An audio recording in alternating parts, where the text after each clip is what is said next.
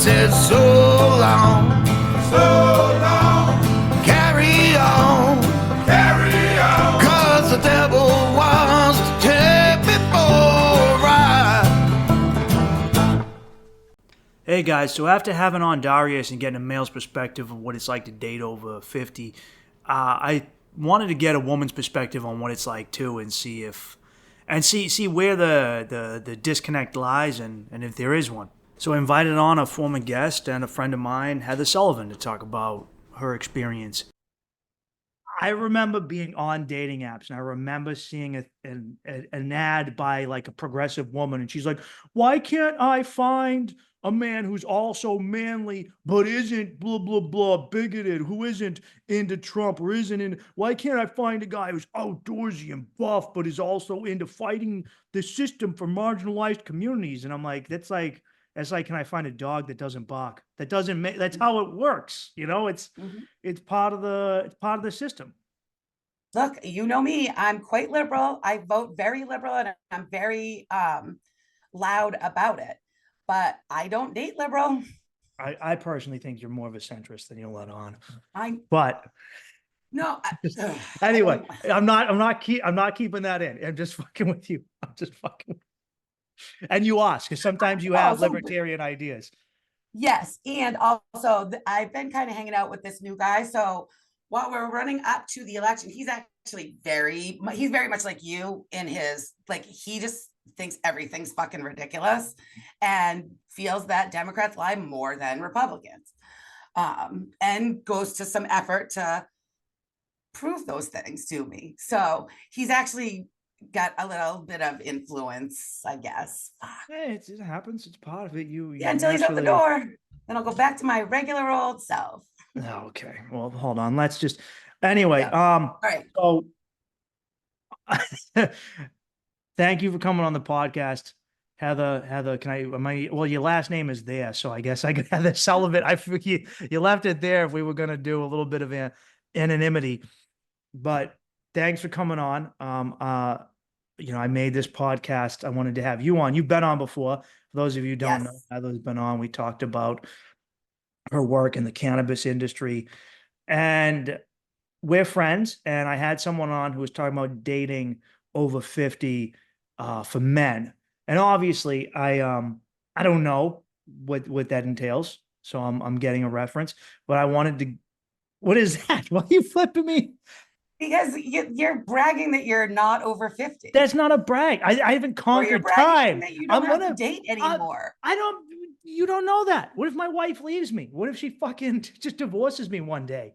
That's not a brag. That I wasn't trying to brag. I'm smirking because I'm thinking about the funny things we're going to talk about. Okay. It's hard for me to be serious when we were joking a second ago. I'm not bragging. Time will ravage me like it ravages everyone else. I could very well be a grumpy old man. I could be a happy old man. We don't know. Only time will tell. But I don't know, because I'm this age. I imagine it's changed. I only know what it's like to date in your 20s and 30s so far. Not even in my early 20s. I wasn't getting no tail then. So I'm asking you as a woman, because I wanted to make this kind of in conjunction to what the other thing I had, as because I've heard, as someone who's dating, because you're a divorcee, is that the word? Yes. Because most people that are dating, at this time, didn't just be like, yeah, I hated dating till I was 50. I hated dating till I was 45. You were married. Most people are married. And they were like, all right, I didn't like this, or I don't like you, and I'm going to start over. And what that entails is you have a bunch of people that are dating who've been through a breakup before, and not just a breakup, but like a divorce with lawyers and shit. It's not just a breakup. You call up your girlfriends and you're like, let's figure out who gets this and that. Like a divorce is, let me call up the lawyers and I'm gonna take your kids. So it's a different situation entirely. So I feel like obviously people on the other side of that are dating with what can I say, PTSD, There's like a For certain, sure. there's a certain For amount of sure. like, don't break my heart. Don't break my heart. My achy breaky heart. Wah. Like you could probably, you encounter that as you encounter men who are just scared shitless of being hurt. Yes. Yep. Yeah. Every time I meet a man over the age of, I would say over the age of like 45, seems to be, that's where something seems to happen to men at around age 45, men who have maybe not even ever been married, but have had long, have had real relationships, a couple long-term relationships that go bad. Um, they are, many of them get to the point where they just drop out of the dating world completely. So I never knew how many men were like dropping out because Yeah. it's too complicated, it's too hard, we don't understand what it is, I don't have anywhere to meet anybody, I don't drink, so I can't go to a bar, I don't want a one night stand. So a lot of the gentlemen that I know that They are all, more, hmm? so I'm sorry. I don't want to interrupt you, but Sam, you said, so, I actually don't. Okay. I wouldn't have you on here if I didn't appreciate respect your opinion, Heather. Well, you said dudes were saying, I don't want a one night stand. Oh yeah, at this age, Yeah. yeah, there's, I mean, at after you've been married or in a long-term relationship, some people, that's all they want. Some people don't want to, many people at an older age, they don't want to do the dating part of dating. Really? They don't want to. So one of my favorite things to do, one of my favorite times, I exclusively date. I don't, so where I can't, what I can't speak to is what it's like to get into a relationship Mhm. after a divorce, because I have not done that. I've had many relations and I've had a number of friends with benefits that have gone on for what I would consider to be the amount of time of a potential relationship, but I have not entered into anything monogamous. And I have not uh, I've not really introduced any new partner into my family. So Mhm. with my son, so there's a couple pieces there that I can't get to. I can talk about I'm an expert when it comes to the dating, whether it's on, I'm an app girl, so I'm a Tinder girl. I'm not looking for a long-term relationship. I have the luxury of finding my guys on Tinder. Makes life a little bit easier. But There are a lot of men and women, but men out there that are not interested in that. That one of the things I find with men men working on their second marriage, maybe, or potential, their second big relationship. Those men often fall into two categories. The guys that you would typically think of, which are like the guys that just want to get a little bit of booty and some breakfast. Then there are the guys that the two honestly, what B's, they're looking for, what? the two B's, Well, I booty and mean, breakfast. I would say boobies, but The three we all B's, know where. the three B's.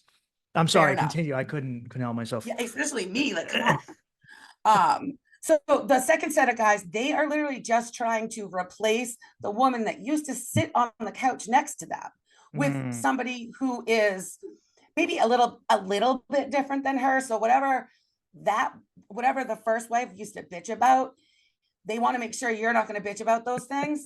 But all they're doing is replacing one bitch on a couch with another bitch because they're not bothering to figure out what they actually want or what might make a good partner. A lot of men just like, it's like the opposite of pick me. It's like they pick you and then they're just done. You're picked. Um, Has obviously you know me, that's not my jam, right? But Yeah. I also happen to have, I do collect women at the end of their marriages and help them. A lot of my friends are women who were or have been at the end of a marriage and they haven't quite figured out the strategy for like walking away, or they didn't quite feel like there's a fear of loneliness, right? Yeah. A lot of Scary. women, men too, but a lot of women, when their relationships are ending, they're very scared of being alone. And I try to be an example and like bring them into my little world, so that they understand being alone. I'm the least lonely fucking person you could meet. My cup is so full. And I don't mean just with men, with everything. I have social life I'm super happy with, job I love. I parent relatively well for the mom of a 15-year-old. I contribute to society, I contribute to my community. I have a lot of girlfriends, I have a lot of guy friends, and I go on a lot of dates, and I get laid more than most of the married women that I know. Well, I But I don't certainly have all the believe fucking that. bullshit that goes along with it. That's the thing. I can certainly believe that because there seems to be, I don't know how it happens because you think marriage, hey, we're both in this together. We love one another. We should be open and honest with each other. Let's bang it out. Like let's have sex for fun. Also, what are we fighting? Let's work this out with a little aggressive pound town, right? But it seems like it's just not happening for a lot No, of. it's not. So as a girl, would you say you women you've met that are just like, oh, we're not having sex in our marriages, are they the ones saying no to sex, or is it their husbands? Definitely, it falls more on the woman that is saying no to it. Why? But because they have to do all the work in the household, because this idiot doesn't fucking listen, buys me a vacuum cleaner for my birthday. Now I'm pissed until my next birthday. Do you see what I'm saying? Like, that is what these ladies, this is how these ladies feel. Mm. Then once you start to have a little bit of that going on in the marriage and you're like, shutting it down. Yeah, I'm not. No, I'm too tired. I'm too tired because I had to do all the grocery shopping, make dinner for the entire family, feed the fucking kids, get homework done while you went and played your guitar out in the studio, or hung out with some buddies and had a few beers. It's Women generally do want to take on more work in a relationship, in a household, but But many of us don't want to do all of it. the guy needs to also be a man about it. Like Yeah. you can't be cleaning and then he's I don't know, he's focused on fantasy football or he's playing Call of Duty every night online. Working. I mean, Yeah. I think women tolerate more like a workaholic type of like partner, where they're working, but the work is contributing to the bottom line of the household. So that's a little more tolerable for most women. I would say the second thing is that dudes can get people can get super mean. When you are in a long-term relationship that is supposed to last forever, people will be very mean to each other, verbally, in their actions, in how they talk about you to their buddies, girls and guys. I've actually seen I was That just level of watching this meanness, weekend. So that yeah. level of meanness, it ultimately, even if it's in joke, even one of my favorite things to do when I'm at a wedding. So I am often single at a wedding because, just like young guys, like cougar moms, cougars still, well, and now I'm a thundercat because I'm so old. So I'm What the even beyond what, cougar, but no, that's what a real the thing. what the fuck So is that? What the fuck is a Thundercat? Oh, it's older than a cougar. you're a cougar. Like if you want to Yeah. like label yourself, you're a cougar. But what's a Thundercat? A thundercat is just an older cougar. It's just a cougar. So like What's cougars are usually like four, like, you? all right. Cougars So are in their I'll forties, explain this to you really? very, very succinctly. So I'm on Tinder. I've been on Tinder for about probably like 9 or 10 years now. All right. Not pretty consistently the entire time. Did I you fuck with Bumble or any of the other ones? I tried Bumble, I tried Match, I tried like eHarmony. Both my parents met their second partners on dating On websites. eHarmony? So yeah, my dad on eHarmony. I think my mom was like an early adopter of that stuff. And so hers was like a local like wine lovers thing, and they just hit it off. So they don't really count as like online dating, I don't think. Yeah, eHarmony is for people who can only use the internet through a desktop. Yeah. that's what they, When my father connected with his now wife, he didn't even have a photograph of himself. And this old man had to take his old man flip phone and like take a selfie. And he was so embarrassed about the whole thing. He didn't say to anybody like, hey, will you take a picture of me so that I can post it on a dating site? Mhm. Yeah. Uh, eHarmony, I tried a long time ago. I'm good with that. Match is for people who want a relationship. I think that's a decent site for people who are really who seriously want something different than what they came from. I think Mhm. that's a great site for that. Bumble is, The guys are a little soft on Bumble, huh? yeah, I just didn't find a lot of people. First of all, almost anyone that's on Bumble, I shouldn't say that. Say it, I say shouldn't it. say I'll cut it I was out going to if you say really anyone don't on like it. Bumble is also on Tinder, but there are a lot of people out there that flat refuse to go on Tinder because it's They're always just on a both. hookup app. They're on both. It's not just that. People can find substantial stuff through Tinder. It's happened. I know a few people that have gotten into long-term relationships on You Tinder. you're If you're also honest about what you're looking for, you can find what you're looking for. you're one of the only women I've ever met who's been honest about what her intentions are on Tinder. Because for the world, Tinder is understood as primarily a hookup app, right? But if you would, Yes. as a man who's used Tinder, if you were to talk to any of the women on Tinder, 9 times out of 10, they'll tell you they're looking for something more. And then it's just, why are you lying? Why you come on? Like it's a weird thing it's like I don't know, it's like going to Home Depot and be like, what are you doing here? And you're like, I'm looking for clothes. And you're like, this is a lumber store. No, I don't want to be seen buying lumber. I'm here to buy jeans. And it's like, bro, what are you doing? Come on. So Tinder is there. So you probably don't remember this because it was so long ago, but Tinder, you can put you put in what you're looking for. So And a mine lot of is people I'm lie, but you're well, a honest. lot of You're honest. people lie. So you mentioned women, and I'm gonna catch you on these because I love to catch you when you say things about women. But also, men do the same thing. It's just kind of the reverse usually. So men will say that they're looking for a long-term relationship, open to short, but Yeah, they're that's actually looking for short. yeah. Women say that they're looking for long-term relationship, open to short, but they're really looking for long-term. I say I'm looking for short-term because that's what I'm looking for. It's pretty simple. But I Well, think that's a turn off to some people. I think that some guys are like, ooh, she's only looking for short term and she's saying it. Ooh, I mean, what kind of a woman could this be? none of the guys Um, I know, but maybe. So do you think that how old are the you now? I'm 38. But Okay. also my friends are all married, but when they were single, nobody I know would look at that and go, "Oh, yuck." They'd go, they'd be Older like, guys would.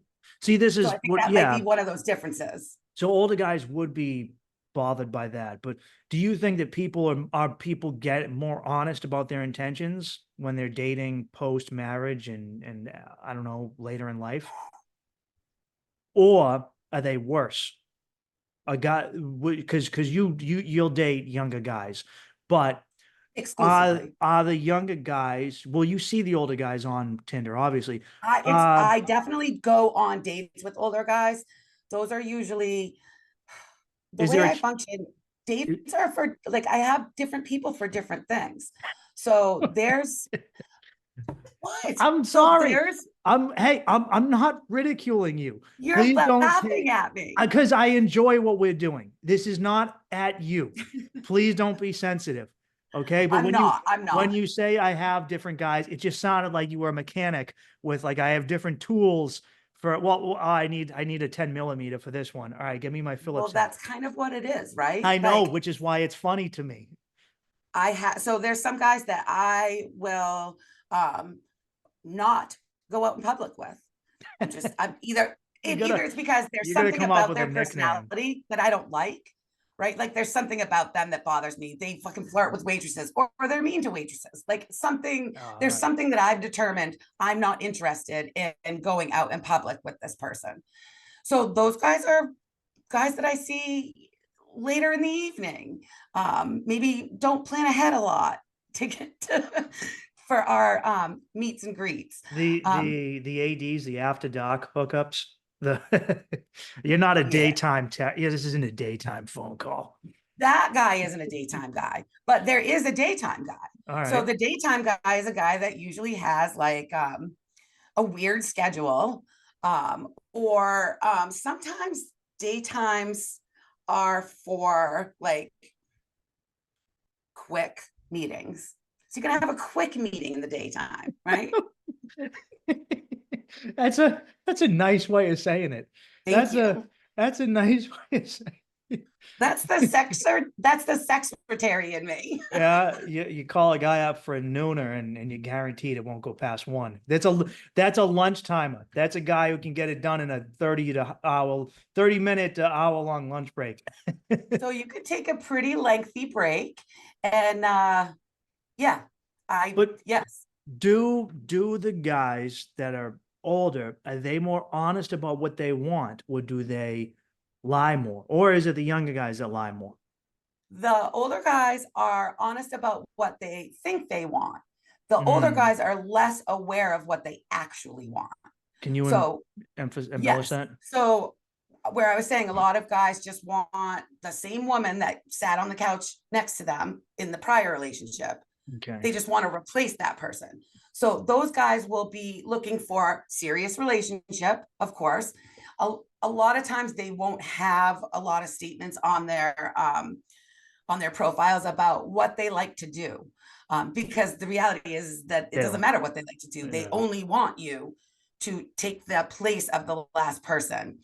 Those types of guys will also often have a statement in their profile like, liars need not apply. Or what's another good one that I've seen? Don't If you're going to try to change me, swipe left. Wait, is left good or is right? right Left is is bad. good, left is Yep. bad. I'm doing it here. I'm like literally doing it right now. Swipe left if if you're going to try to change me. So those guys, those are immediate That's unswipe. If anyone says in their that's profile, swipe left, guess what I'm going to do? I'm going to yeah, fucking swipe left because we're yeah. not going to be a match. When with the guys announcing that if you're gonna trying to change me, that's a dude who leaves skid marks in his underwear and wants you to wash them. That's Absolutely. if he's going out of his way to indicate that, it means there was something his wife really wanted him to stop doing, like Usually maybe they might drinking have an every day. addiction problem. Yes, yes. So sometimes it's someone, older guys don't have as many drug problems But they fucking drink. as but they drink like fucking Uh, crazy. especially And the only thing worse up than here. that one is the ex drinker that is like now thinks drinking is, it's the devil's juice. Um, there is Me. a there is a place that some people who used to drink function in, and that is it's not for me, but as long as it's not causing any problems in your life, go feel free. That anything kind of on either side of that is a little bit too much for me. But guys in particular, I think girls can hide some of these addiction things, I think, a little better. My personal philosophy is that almost everybody out there has some kind of an addiction. It's Oh just yeah. a question of whether or not that addiction is acceptable to talk about publicly, something you have to keep a secret, or something that you're not yet aware of. So women tend to be addicted to more things like shopping, um, the beauty products and the face creams and the boob lifts. Like that's an addiction for a lot of women. Um, there's women out there that are addicted to attention from men. So they're not doing anything. They're not cheating on their husband, but they're always the one that the people around are kind of like, is she?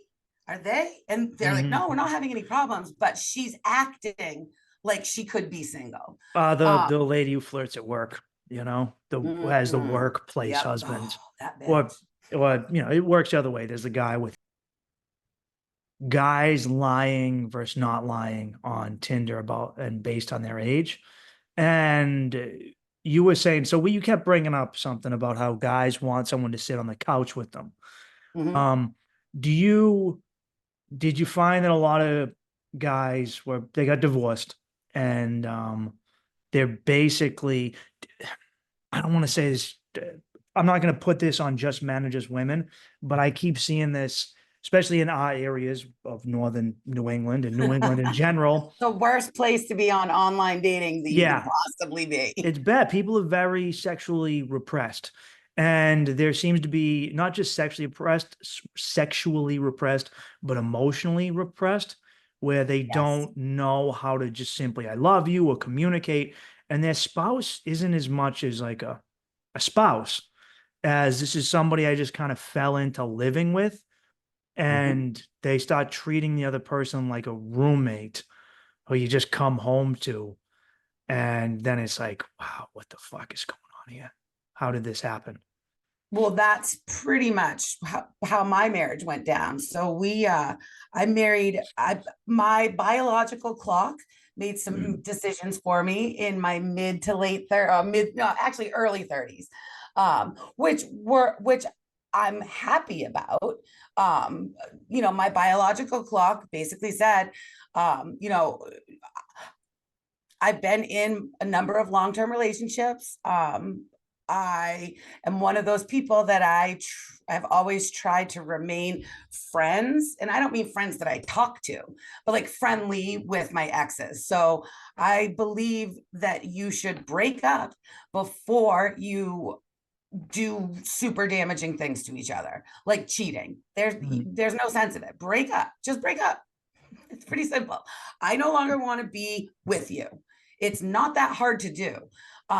Yes, you have to deal with somebody's emotional reaction when you're married, and I suppose when you're cohabitating. There's financial stuff that has to be dealt with, but it's a hell of a lot. It's a hell of a lot easier to be honest and move on. And it's also, so look, what usually happens, these people that have these super bad divorces where it's like, I want to kill him, restraining orders, all that. Like, I am aware of all that stuff. And I have many friends that I don't know very many people that had what you could call good breakups, right? It's a Mhm. breakup, fucking Yeah. sucks. But I will say that even the people that have had the worst breakups, if they continue to cross paths, which in small town Maine, New Hampshire, you do continue to cross paths, those you do tend to you maybe not resolve those things, but ultimately you end up at least saying, we both made mistakes. He's carrying on with his life, I'm carrying on with mine, we're good. So I just don't see a lot of value in going through the really shitty toxic piece. The people who go through long toxic breakups are way more damaged on the other side of it, are way less capable of being in a new relationship. um I personally, again, I'm not looking for relationships, which means I get the opportunity to interact with a lot of different kinds of people that are in a lot of different places in their breakups. um Well, you just reminded me of something I've noticed. Speaking of small towns, um, I think a lot of people don't take into account that if you live in a small town and you have a breakup, there's a really good chance your wife or husband is going to date somebody that you know, and probably one of your friends. Because if they're not getting online, and even if they do get online, how far can their reach really go? If you live in a town of 6,000 people, it's more than likely like they're going to date somebody you went to high school with. If you're in the town you grew up in. yeah, even if you're adjacent. So in a state like Maine, and I think New Hampshire, in there's certain areas, and there's like a big employer, right, or a couple big employers. If you work, so I worked for one of the large employers here. I met my husband there. Does that make everyone else in the workplace kind of off limits because they know him, they know me? It gets a little bit messier than if you're running around in New York City and you literally never have to see this person again. Yeah. It is,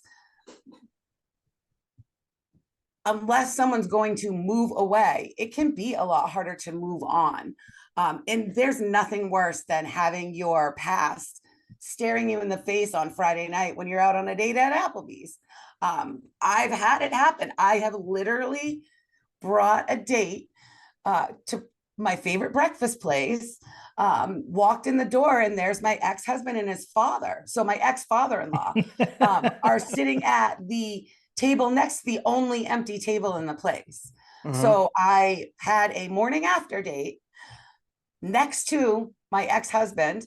Now that How my did that go? situation's a little awesome, but Oh, my okay. situation's a little bit different. Everything I talk about here, this is all just my experience. And one of the things that you and I have talked about before, my experience is oftentimes a little bit different than what other people are experiencing. My ex and I, we just fell out of love, just didn't pay enough attention to the relationship, Is it? let the relationship slide into a friendship. I see a lot, and I understand how this can happen. So I don't really like, I don't harshly blame people, but it is their responsibility. But I see 100%. how, if you're just working all the time, like I see how life gets in a rut because working 40 hours a week is a motherfucker. And chances are very few people, contrary to popular belief, are working just 40 hours a week. You got to take in time the commute. Let's take in time your lunch break. That adds on at least 3 What extra about the hours a amount day. of time that you're at home not working, but thinking about what happened at work or bitching about what happened at work? That's And yeah, all work time because you're not if focusing you on work anything, anybody if else you or work anything. overtime, if you and then you, all right, I got to put food in the house, I got to cook food, uh I got to sweep the floor, I got to put new siding on the house. Eventually, when you try and find time to do stuff, it's very limited. So I can see No, how that happens. people choose it to be very limited. Yes. You can very easily solve this problem. You know how you make your dentist appointment 6 months in advance? Set your date nights up 6 months in advance. It's not that fucking hard. If it's important to you, people will do the things, people take the actions that are important to them. That is why oftentimes a couple will, so I don't believe most couples don't break up once, right? Most couples, you break up, you rethink it, you try again. For very few that I've seen, the relationship goes on and you're good after that. Like you both said, oh, this scared me and I don't want to be scared in my relationship with you. 9 times out of 10, both people had to make some changes too. Did you try When that counseling? doesn't happen, when you don't make changes and that happens, when you decide to not break up at that like initial time because the kids or expensive or how can I do this? My least favorite one is we've been married for 22 years. That doesn't mean you need to be married for 22 more. What? I've I've come to realize that there is a special type of miserable that can only be explained as we're staying together for the kids. That's a miserable motherfucker. Whether guy or girl, Both. that's somebody doing a bid. That is somebody looking at, I'm doing a 20-year bid at the state or federal lockup. That's how they view it. And they're counting the days and they hate their fucking existence.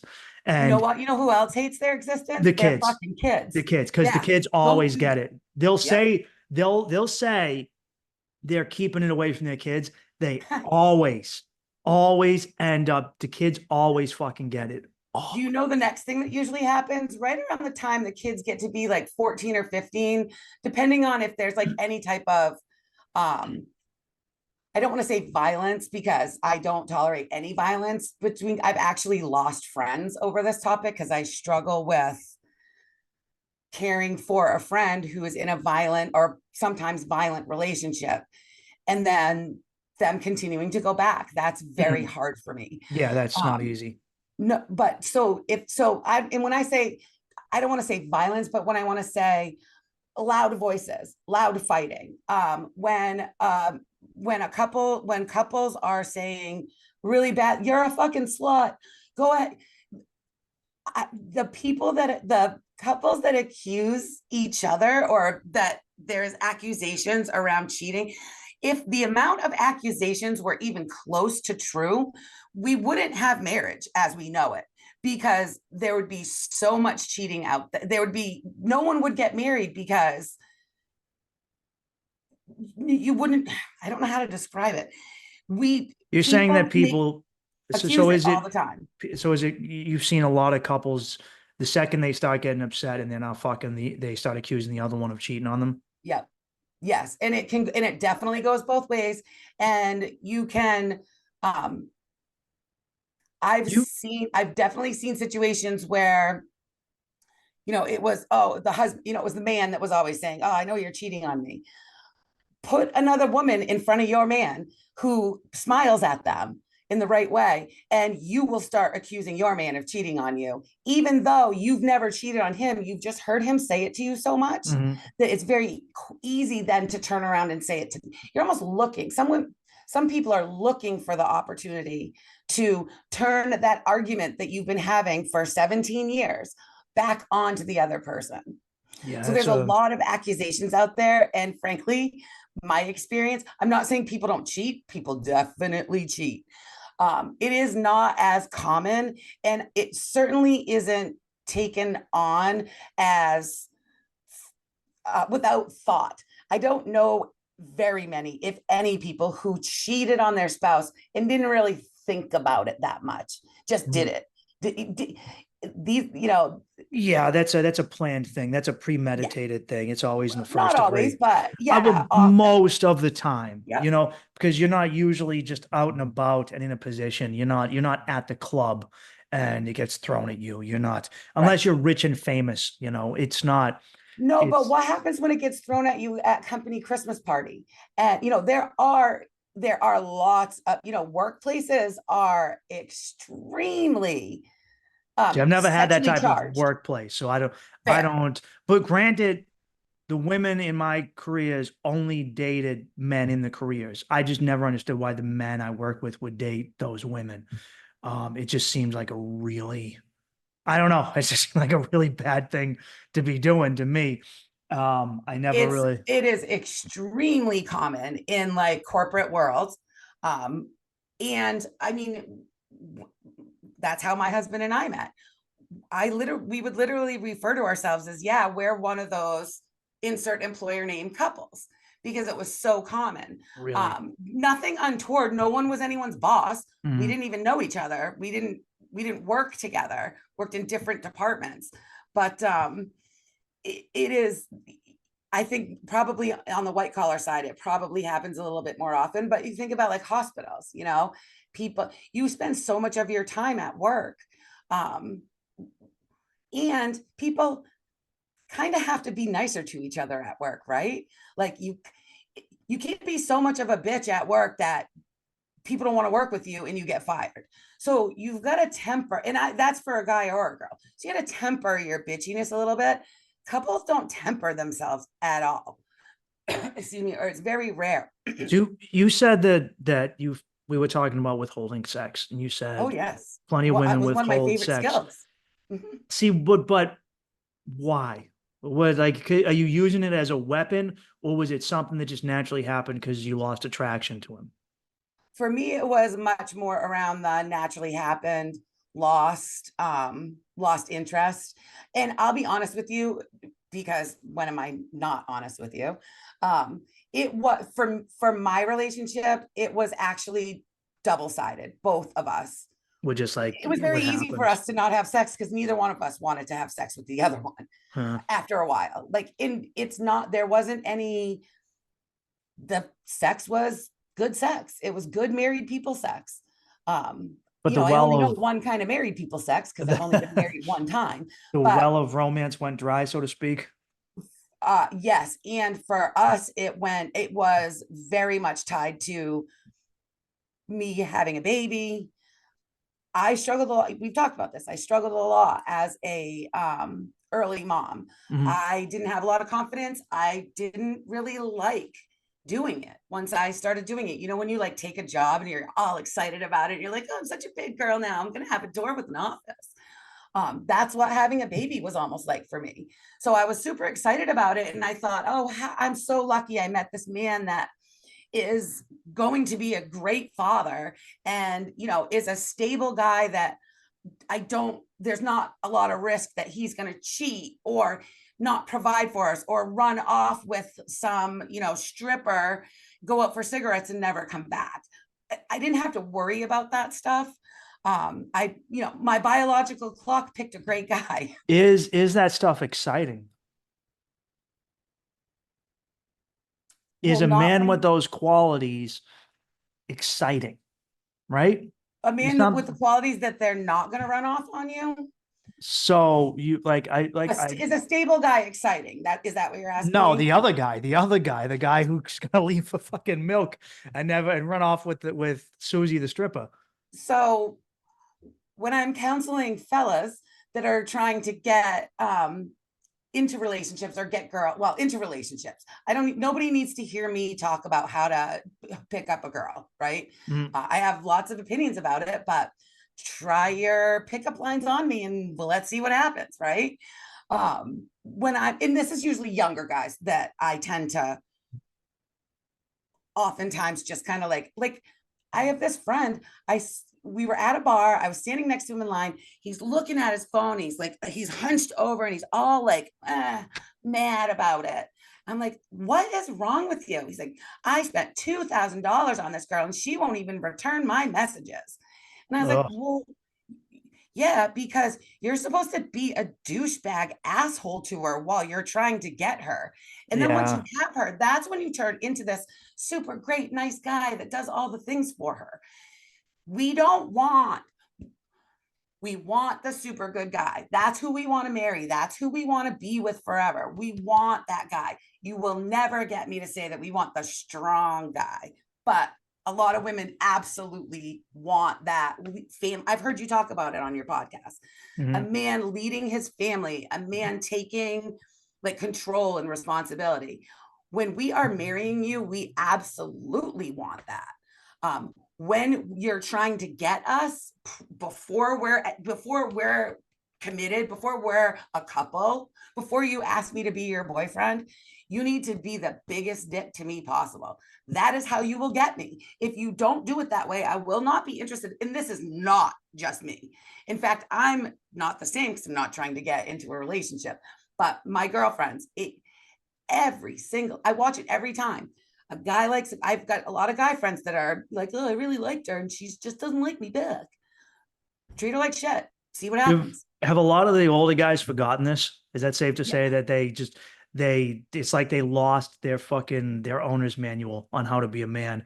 And after Yes. 20 years Oh of God. marriage, they Especially came a back out. divorced man.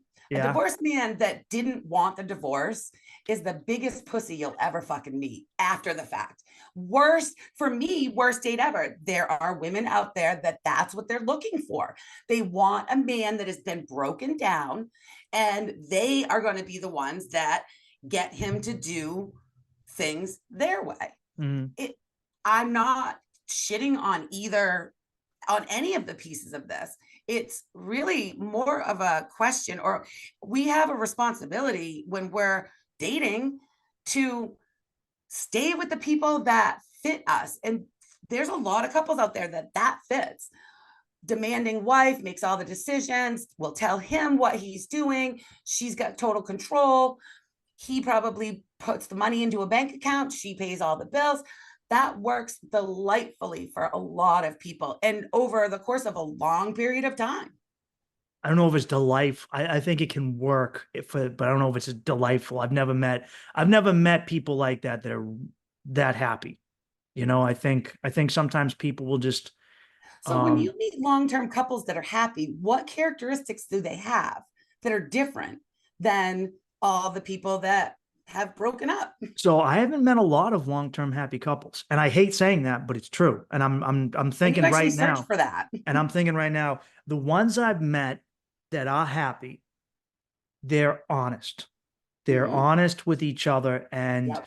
they both naturally fall into their roles. There isn't this continuing fight or struggle over I'm supposed to be in this position and you're in this position. Um, it's a sense of safety, but not because the word safe is very important here. There's a sense of safety a woman can get with a man when she goes, I feel protected. And then there's a sense of safety where that guy is safe And what she means by that is that guy will never fucking cheat on me because he's not that attractive and he's not exciting. That's not a good safe. That's a bad safe. That's a different type of safe. Okay. Women don't Unless you're a want that. cuck. There is a slight, I've been trying to make this a joke, but I think every marriage or relationship, there needs to be a slight thing in the back of her head where she's like, oh, he could lose it and just be like, I'm walking out the fucking door. But it's also good because it means you have boundaries. And I think women, obviously, guys with a woman, that's going to be there too. Yeah, If you I would don't just have that, say do I think both people need a little bit of that.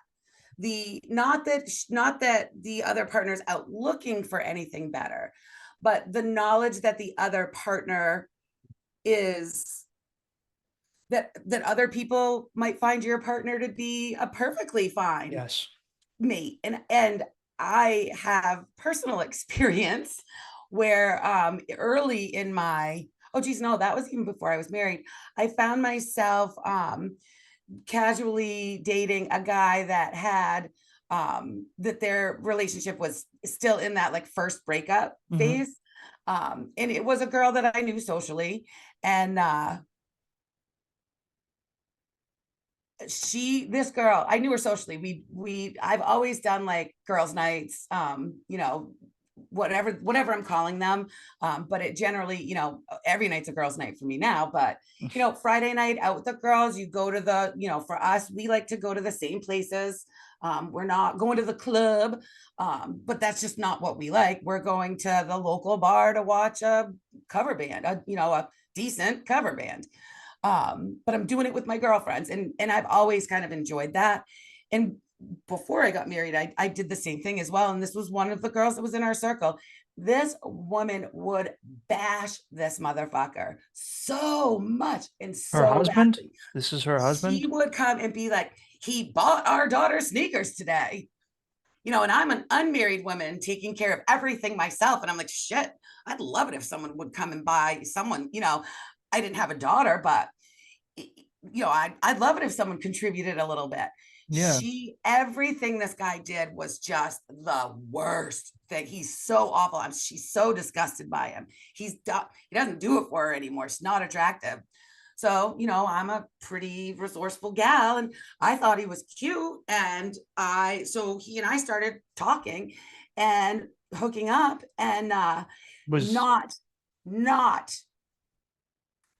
12 hours after he admitted it to her because he felt so guilty about it. He really wanted to be back together. what a fucking loser. There's no skin off my back, man. I'm not saying you, I'm saying this No, I fucking mean, guy. yeah, no, him, sure. I mean, but that relationship was primary. Uh-huh. My shit wasn't primary. I was playing a game. I was playing a game just like I do now. I wasn't trying. I certainly knew that this guy that was living in a camper in his wife's driveway. I certainly knew that he wasn't ready for anything. I wasn't looking for anything, any kind of commitment. Not 12 hours after she found out, all of a sudden, all these horrible things about him never came out of her mouth again. Yeah. They stayed together, they worked it out, and that's awesome for them. You Um, you saved a marriage. yeah, I've done it a couple of times. That's just one of the ones that I was actually But like a isn't bad it? actor in, but I've saved a couple of marriage. But I you do did, edibles and sometimes. he, it's if you look at it, if you examine in reality, she only. It's crazy how fucked up it is, but she It's found fucked up, right? value in him because you found value in him. The same way a child who isn't playing with his third GI Joe, the neighbor kid plays with it, and suddenly he wants it again.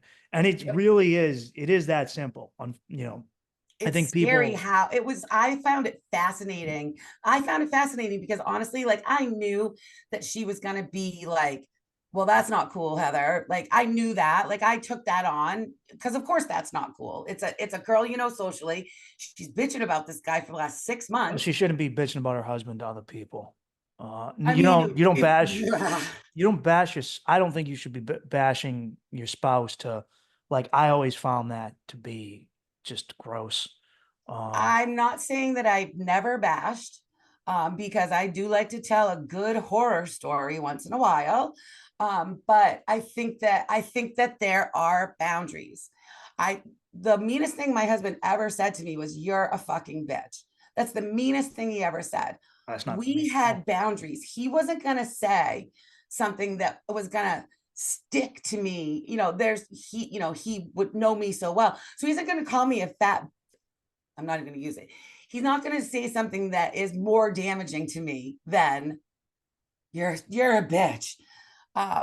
You, We didn't cheat on each other. Like uh, we chose not to, we didn't flirt with other people until we decided we weren't going to be together anymore.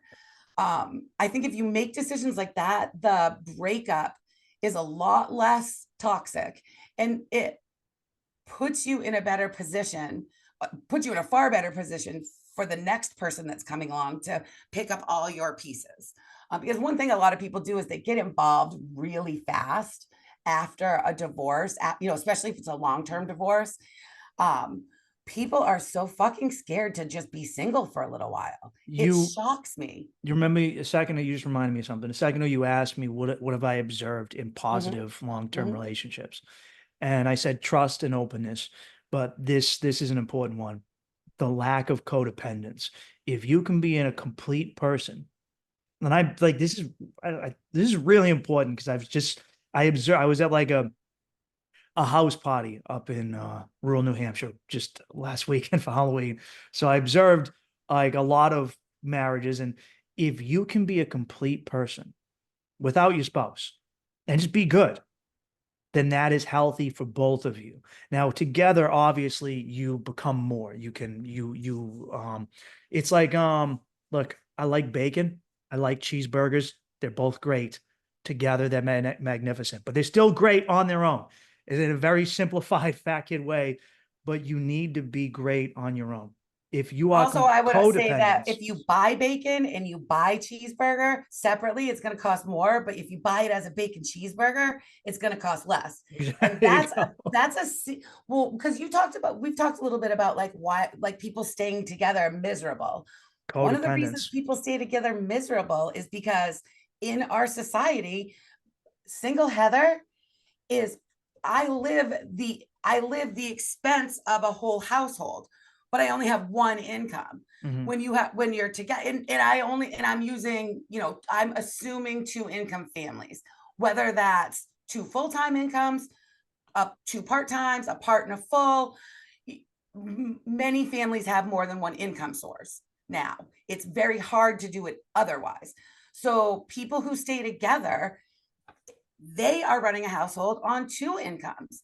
It's just naturally, I can't blame it on it. I can't be like, oh, women get treated like, it's not like how, did you guys know that women still make 84 cents on the dollar to a man? It's not like that. It is just a natural fact. Taxes are better for a married couple.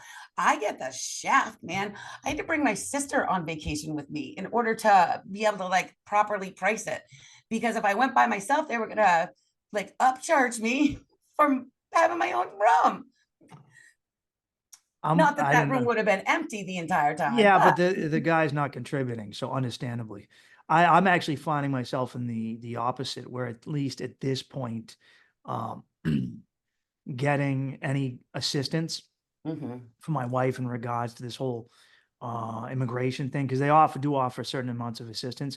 I can't because of me, like I am Right, but she's not gonna be here without you. So it's like she mm, wouldn't even be here to ask for the assistance unless you brought her here, correct? yeah, that's true. So if she just wanted to come here, if she would have to get like in a lottery, right? Or some kind of list. Well, it depends if you want to do it legally or illegally. There's Well, obviously that let's would very assume much change legally, that. because if you're trying to get services, you have to be legal, right? No, Let no, me you ask you don't. this. You don't. In your situation, I can't ask you that. My understanding is that the goal is that she would be a legal citizen, whether Yes. that's dual or not. Is that still the goal? Yeah. So you're trying to do it the right way. What you're Yes. finding is, like most things, doing it the right way Comes is with punishment. Yeah. Yeah. Welcome to unfortunately. legal weed. That's Welcome. exactly what it's like to work in That's legal kind of weed. that's kind of just life in general, Yep. Uh, But what I'm saying is just that it's because you guys are two that she even gets to try to be here. no, that's a valid point. You're right. That is I don't very have that true. option. I mean, unless I want to marry someone that I don't love, well, kind of did that. I mean, I love, not that I don't love, but do But I it want to get changed. into a marriage Would of convenience? It's not fucking 1840. No, I'm not doing that. what's the what have you observed with what's the dynamic of dating as single parents? Like Ooh. girl between So dating as single parents, 9 times. So a lot of people, one of my favorite lines, Tinder profile, my kids come first. Um, I've seen you that a don't have to lot on fucking the say, other. yeah, but you don't Yeah. have to fucking say that because No, if you your don't. kids don't come first, then I'm not dating you anyway. Yeah. It's like implied.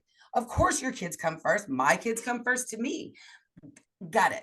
Uh, don't bother. Don't waste your characters on that. I Give didn't me know something that I'm interested in learning I about you. didn't know guys said that too. I thought that was like I say it all really. I constantly. thought it was just a single mom saying no. So they're both, but it's also weird that you would announce that because in one hand it also immediately lets the person know that they're second fiddle. Now it's You're it's gonna be second obvious, fiddle. but when you say it, when you say it, it's different. Like it should come kind of as implied. Now, obviously, like if you both have kids, you understand it, right? But if one of the people in this doesn't have kids, they're never going to quite get it because there's going to Well, be and this kid thing, Mhm. this merging of like a new relationship with already having kids, Mhm. it is one of the most complicated interpersonal relationships I've ever seen. Mhm. And I've seen a lot of people do this. It is very hard. It will you and this. So when you're just single with no kids, you meet someone, you're like, oh, we have a couple things in common. You realize that you like their morals. You start thinking about like, oh, I could see myself with this person long term. When you're doing it as parents, whatever's going on with the children, for the most part, so you're gonna think that you have a say in the other person's kid. They're living in my house. They're living under my roof. They're gonna follow my rules. You think that you're gonna have a say. You think that you're allowed to have an opinion, and this goes both ways. You think that you're that that something about the kids could never so significantly impact the relationship that it would be a problem, right? We'll just figure it out. We'll get it. We'll get it eventually. Growing pains. No, I have seen more second marriages break up over kid stuff. Your kid, the way you raised your kid, you turned your kid into a fucking pussy. Oh, you turned your kid into oh, my kid is a helpful, reliable guy. Your kid is a lazy piece of shit. And I'm obviously exaggerating. Yeah. I was shocked at how much the kid, like how I parent 15 years ago with my ex, 10 years ago as a single woman, is when in a relationship can be very much a topic of conversation or a deciding factor in the relationship. It Really. sucks. Um, last thing I need, I know for me, last thing I need is some other person telling me about how bad of a parent I am. Because it's Well, it just sounds like a lot because not only are you two getting together, but technically both of your exes are getting involved in this bullshit too. absolutely, And the like, no, exes probably now have their own spouses, so it's just this giant clusterfuck of who's a bad parent and who's going to get the finger. I mean, you try to stay away from that stuff, right? I mean, Some people do. Some the people work it healthy out. people do. I mean, some people can't have any communication, right? So no communication with my ex. I'm definitely not talking to his girlfriend. Like as you can imagine, I think you know this. I took a little bit of a different tactic. Um, my ex and I were so friendly that he was willing to kind of loop me in pretty early when he was dating someone that he knew was going to be sitting on the couch next to him for the rest of his life. And I was then, and I'm still nowhere near that in my life. So what I had to kind of contend with wasn't that he's moving on. It was like I'm alone. Now my kid's gonna have a stepmom figure, another woman that is gonna influence him. How am I gonna handle that? How do I feel about that? I felt that I wanted to know her, and in meeting her, she and I are very similar in our personalities, so we got on quite well. We got along very well. Over time, their relationship started to take precedent over my our parenting relationship. Mm-hmm. So for a long time, we tried to keep parenting similar in both households. So if the child was being punished in one household, we called the other parent and let them know, so that there was some consistency around that stuff. What started happening as my kids started getting a little bit older, the issues are a lot bigger, and how you resolve them matters, at least to me, Mm-hmm. matters a lot more. And there started to be a lot of situations that the new girlfriend, her perspective was finding its way into. What it was I used to be able to influence his dad when it comes to this stuff. And now that he has Now a different woman, there's she's the one that another. gets to influence him. And that means that his dad and I don't see parenting the same as we used to be on the same page a lot. Now we're not on the same page as much. And that's really hard. Yeah, it's It's really tough hard when for the kid. you're setting rules for a kid, and it's basically like he can cross state lines. Like, hey, you can't buy fireworks in Massachusetts. Fuck yeah, I'll just go to New Hampshire. I'll go to Rhode Island and buy them. Hey, you can't stay up till 2 a.m. drinking Mountain Dew and playing video games over here. I can't at dad's house or mom's house. Mhm. I guess. We started seeing a lot of that. It started getting really challenging, for all of us, for my ex, for his girl, for my son, for myself.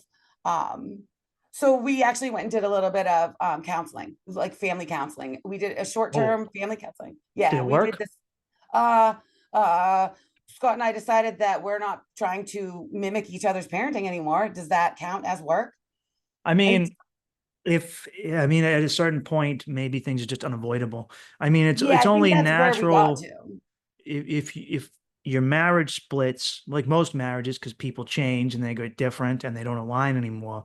It's only natural that aspects of parenting and you're just gonna have to be stuck with however that works out, I guess. Would when you so you said now you obviously have what you're looking for, right? You're not looking for something serious. Are most women like that are your age, divorcees, they're looking for the serious thing that are they looking for fun or a So mixture? I think that one is, I think that there is a lot of women my age either perceive themselves a certain way or think others perceive them a certain way. So many women over 50, they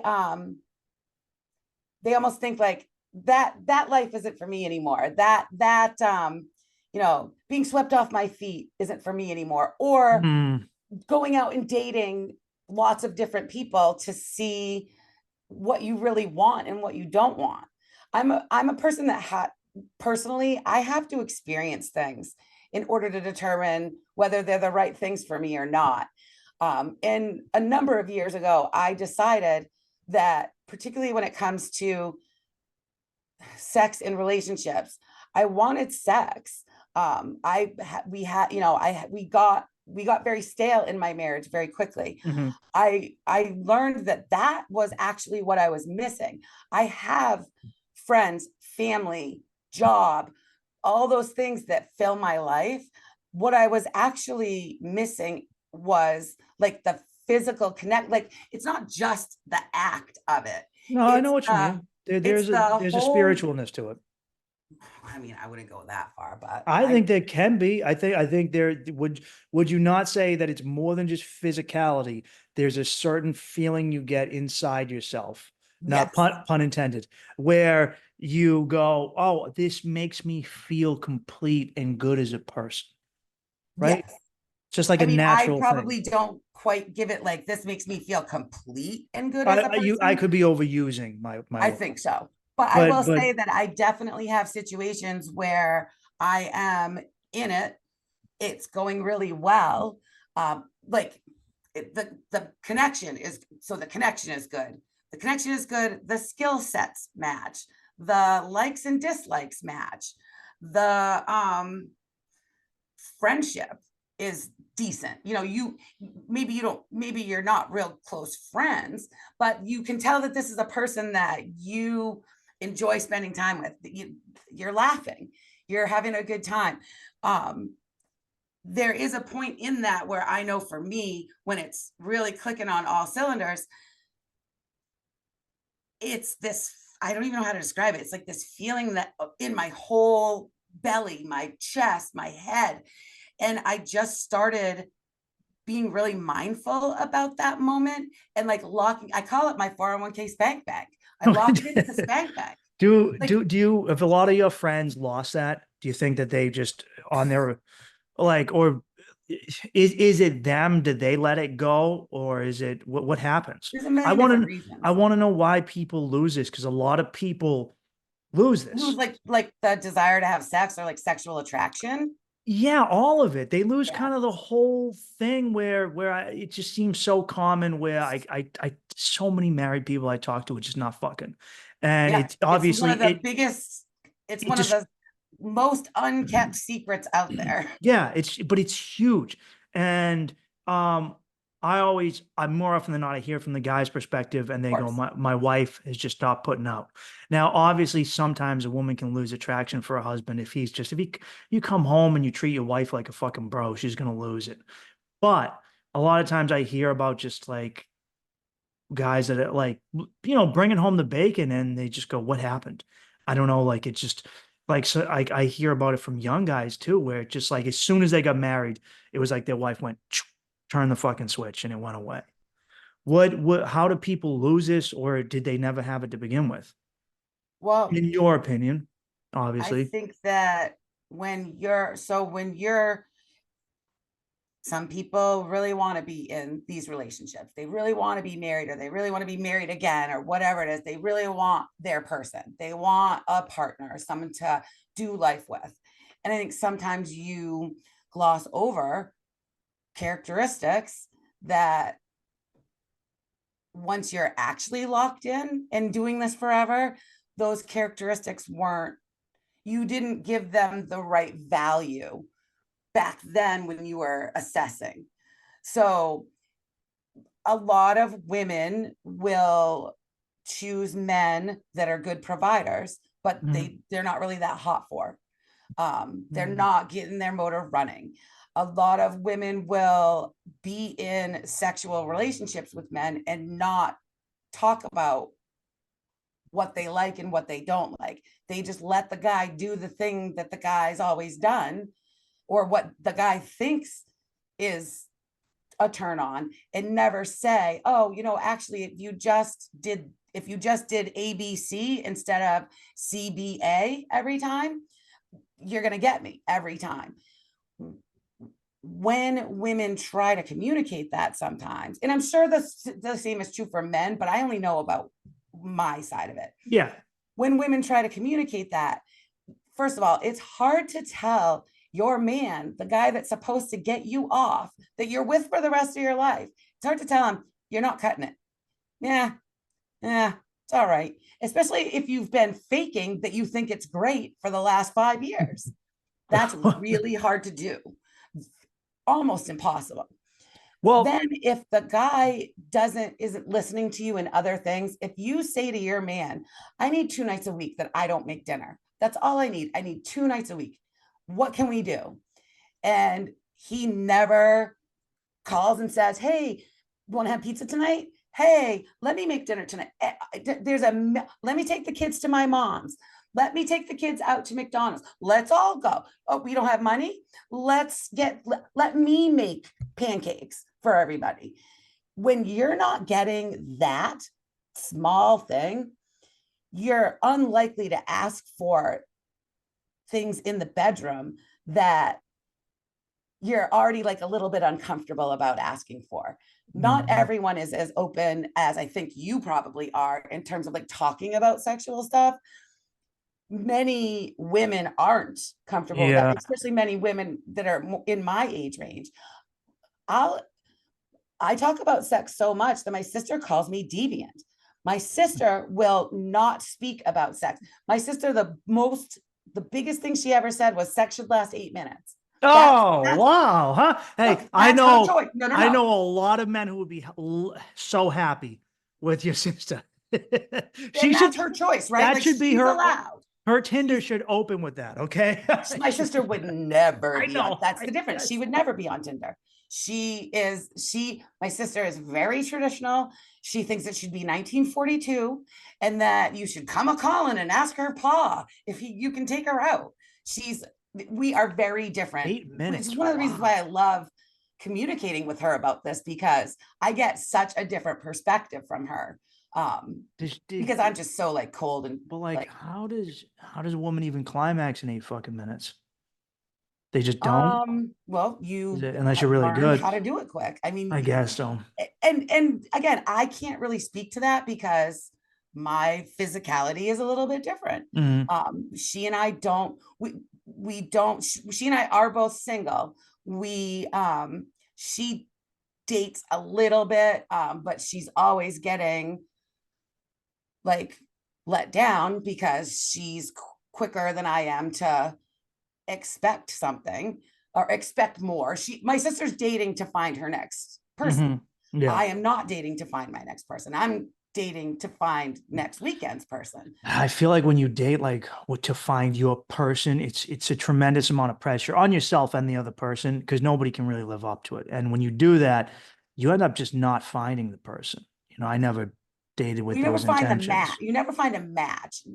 People, men, I think, are more likely to put like these rules in place. Like women all have their list, right? Mhm. But I think men, at least in my experience, women, if you can make a girl laugh, make her feel pretty, for some women, it's if you spend on her on a date, they're going to give you a chance even if they're not attracted to you or Mhm. even if you don't fit on the list. We've learned that our lists are shit Mhm. because I might have filled my list last time and I still got the shaft, or I still got a man that couldn't live up, or whatever it is that I feel caused the past relationship breakup. Um, so women can be a little bit more flexible with their list than I think men are. Yeah, I absolutely. Men are very some men who are looking for their next person can be very rigid about what they want. They will put their assumptions on you. So I'm not that. So imagine this, Mike. I match a guy on Tinder and he says so if things end up getting serious, we're talking this, this is no different than saying, yeah, if things get serious with us and you move in with me, I'm going to expect you to do some of the housework. Yeah, that's a Now, lot you early know on. me very well, and that's like a. My sister was on a second date with someone, so it was in person, was on a second date with someone who said that to her. And she did not immediately. I had already cut the guy out on their before their first date because we were at the beach. We were seeing a band, and she was supposed to go on a date with them that night. And she was having like a text message with them saying, "I'm still at the beach. I'll be ready for our date at 6:30." And he said, "Oh, maybe you should just stay there with your friends." Well, yeah, she should have, because this guy was a fucking nightmare and became What very possessive and what was his controlling very issue? early. What was his Huh? issue with her? He was mad she was at the beach. He was, yes. And so, no, he was passive aggressively saying he was already setting the stage for her to have to choose him over Oh, everything else. yeah. It was Ugh. shocking to me because Is I never interact with people like that. And she finds them regularly. well, I guess, well, because I guess it depends what you guys are looking for. Because obviously, if that's the sort of guy who is probably in a long-term abusive relationship. And naturally, like when a lot of people hop back in looking for the one after they supposedly already found the one, there's oh man, you kind of it's like a ship that needs a port. Like we're out of Yes. water and we gotta dock somewhere, so we'll dock where we dock. And then Well, no, you afterwards, should dock in a single docking station and take a little bit of time and figure understandably, your but shit out. Then you can go on and find the fancy new docking station that actually fits with what you're looking for and not just take the first person that comes along. Men and women do that constantly, especially at these older ages. yeah, I mean, you like you said that people can't communicate because that's a it's a you know the old saying, you can't teach an old dog new tricks. So obviously, I expect people to somehow be even worse than they were when they were young. Like the women telling what works. Like if my wife said, "Hey, I hate how you eat my pussy," I wouldn't get bent out of shape. I'd be like, "Well, like let me fucking fix it." You know, I don't like doing a bad job at anything, so I fix it when it happens. What I'm do you? not sure that women believe. I'm not saying women don't believe you. I'm saying I think that we maybe wish that it would be that way, but like when you do find, if you say something I'm about his hold on one hair second. and he gets mad at you, yeah, go ahead. She's giggling at me from the other side of the room. Are you saying it now? Is this how you let me know? Oh, No. She, you better be having a conversation after this podcast, hey, my she friend. says it's just funny. I don't know, unless she's very good at faking it. I don't Many think of us are, big I, guy. she's not. I don't get that impression. You, Um, you wouldn't. Do you think we fake it and we fake you it in a way think? that you guys know? You think? You Stop it. think? Hey, you know how I know how to find out if she's faking it? I don't know how I've the trick with finding out if a woman's faking it.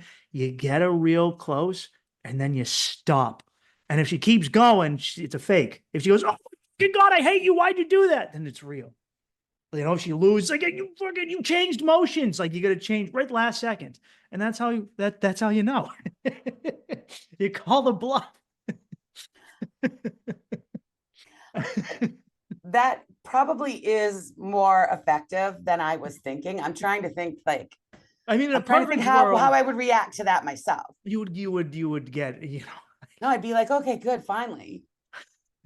If I didn't like it, but I don't not speak up. I speak up. I understand that. I mean, the obvious answer is to speak up. Did Yes. you so you're willing to use the apps. Dude, I almost exclusively, I don't date in my social circle. It yeah. creates too many problems. It's too weird. And look, I am a very strange woman. I The enjoy the hunt. match. Yes, I enjoy the hunt. I enjoy this. We just matched. I know nothing about this person, which is super exciting to me. It's super anxiety inducing to a lot of people. Yeah, it is. I love getting to know people in general. So getting to know somebody that might stick their dick in me in a little while is like awesome. I love doing it. I love first dates. I do not like second dates. Second dates are the worst date you can ever possibly have. Why? Um, What's wrong with a well, first second of all, date? second date sex is the worst sex. So the a man will give you I'm amazing sex the I'm in first date. disagreement, but let me hear this. Let me hear this. A man will give you amazing sex on the first date because they're trying to show you like, oh, I got you. I Yeah. got you. I guess second date sex is like for me, or second time sex is like awkward almost. Like, okay, we did some really good things and we liked it. But for some reason, second time is always like it never fails that it's like some weird, awkward thing. Usually by fifth time, you know how you're gonna get fucked for the rest of the relationship.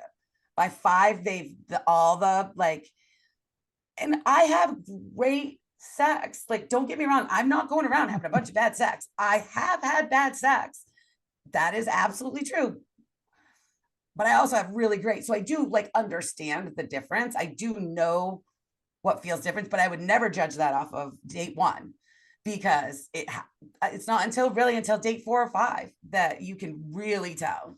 Are a lot of guys out there still old fashioned in their approach, or have they updated? Are A they lot of like, guys like to do butt stuff, and they didn't used to. I oh, like, No well, one like ever, when I was growing up, when I in was their even butts in my 20s, or your butt? even my last round of like pre-marriage dating, no one was talking about butt stuff.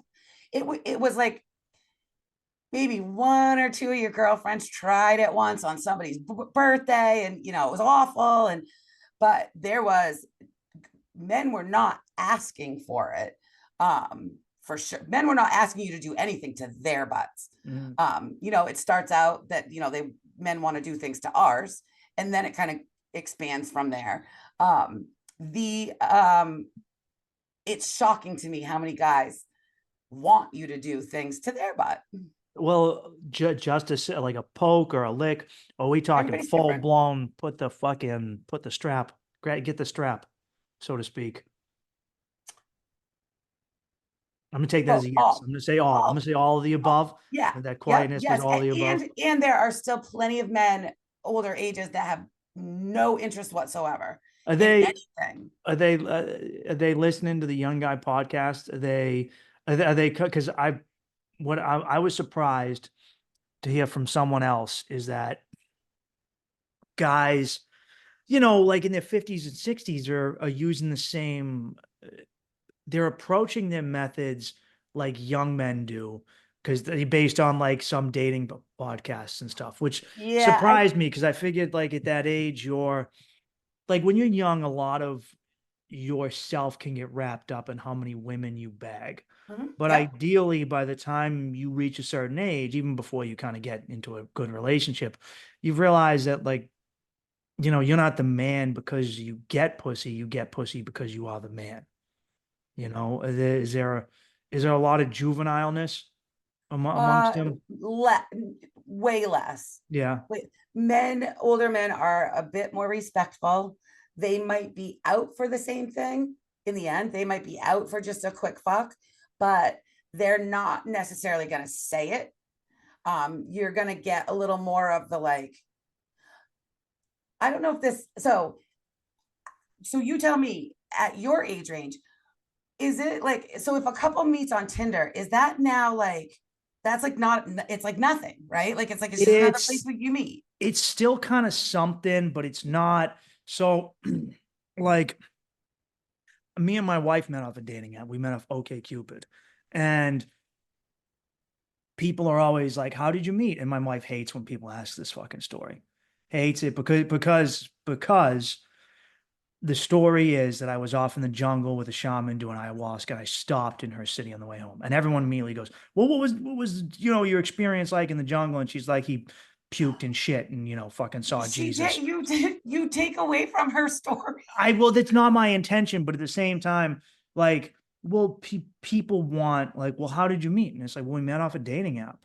But most people think, like, everyone I worked with assumed that I had met her that like I had my location there, and it was like, no, I just made a good first impression, and I was interested, so I didn't lose contact, you know. But I mean, I so so I'll give you this. So a lot of guys were asking me, like, how would you even meet? Like the guys I work with, I just like, it's like, oh my fucking God, I could just write a book on well, you Jesus. could write a book for like 35-year-olds. I could just write a book on, what happened when you got married. It's like Jesus Christ, like just like the day the love was lost. I shouldn't. I'm being over exaggerating, but like I don't know, like I talk with some guys and their concept of how a man and woman like meeting would work. It's like it's so far away, or they married a high school sweetheart and they can't possibly imagine. And they were like, well, how do you even meet someone on a dating app in another country? And I'm like, you open the app, like you just like they're very perplexed. And naturally, they'll be like, well, how did you get someone? And I go, I'm actually extremely charismatic and I'm way more fun than you guys are. I just shut the fucking switch off when I come into work so I can make money and make it through the day. But I have to do one of these when I go into work. Like you put on you got, and we all have to a certain degree, but You feel they like you do seem, it pretty significantly. Like it's a big shift for I you. put, how like there's how a motorcycle or a fast car can have a thing called a governator, which keeps the Yeah. engine from going past a certain speed. I have a work governator, which keeps my personality from going past a certain speed. Unfortunately, it's the funnest aspects of my personality, but it's work. It is what it is. But yeah, like for us, I tell people, oh, it's a dating app, and I get a million questions, but I So don't know. Like I are think the people, questions coming because they technically don't understand it? I feel a lot of stigma on yes. particularly being on certain dating apps. So I would never go on that app.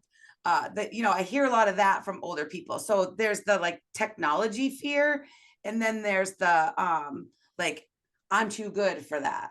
Well, yeah, if it's plenty of fish at Facebook fucking dating, yuck. Uh, those, I have those yet, I have yet to actually match with someone on Facebook dating. It will never happen. don't use it. Look at the people on Facebook. Go on. I maintain that Facebook might be tied with TikTok, but it's a different kind of have the dumbest users is Facebook and TikTok. And TikTok is a lot of stupidity based on youth. Like just Mhm. haven't been like no one like you're like, oh, they're really not educating the current Yep. youth.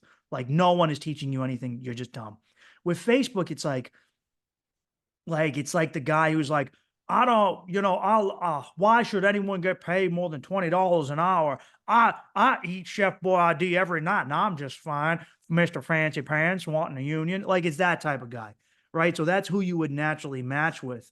Or, so you don't want that. But Nope. I think that dating apps now are kind of like how back in the day meeting in a bar used to be. Because now if you told people you met in a bar, like some of my parents' friends met in bars when they left Southie to go drinking in other neighborhoods, they'd meet somebody. If you told your parents that, they'd be like, "You met in a bar? Oh my, like you fucking hussy." But nowadays, that's kind of like old school. Like that's the old school way that you would meet. So Yep. to a degree, it's there, but So, I mean, obviously, I'm a little different, but I can't. So, I have one current friends with benefits that I met in a bar. We met Memorial Weekend. All right, I'm back. let's do it. Friends with benefits. Take it from Friends the with benefits. new friends with benefits. Take it from the top. Okay. So wait, what was it? We Wait, you were asking me we were about talking about how dating apps don't carry dating the apps versus stigma. meeting in a bar. Yes. Okay. And you met a guy in a bar, friends with benefits. You had good Yep. advice. Take it from Okay. there. So this summer or early in May, I met my probably my second favorite friends with benefits that I've ever had. Does he know And he's second? does he know? Yeah. Oh no, he thinks he's Well, you know what? Second in the total scheme is right. I He's not thought second net right okay, now. okay, He's okay, first yeah. right now. Okay. Look, he is a younger fella. He is 37. Um, what was really unique about it was that I actually met him in person first, because I usually meet on the apps. Um, we, age old story, drunken girl on a girls' night, rolling out of the bar, and we were actually at a biker bar, and oh, Fucking he does main love ride bikes, but story. yeah, he does ride motorcycles, but he's not like a biker. He's a younger guy. No, I get it. Actually, he's from Massachusetts. Sometimes I do find myself, going outside of my home state. Going to the Um, massholes. yeah, I do like him. He lives here. He was in a, I don't think no, he was married. He was divorced a couple years ago, not serious. And he was sitting on a little like moped bike when I walked out of the bar and we met. let's just say we met. Okay. And Yeah. when I go out on girls' night, I do not generally like you go out with the girls that you come home with the same girls you went out with. So there's not a lot of like, oh, I'm gonna go with him. Um, he took my number and I was like, okay, whatever. And he pursued me a little bit.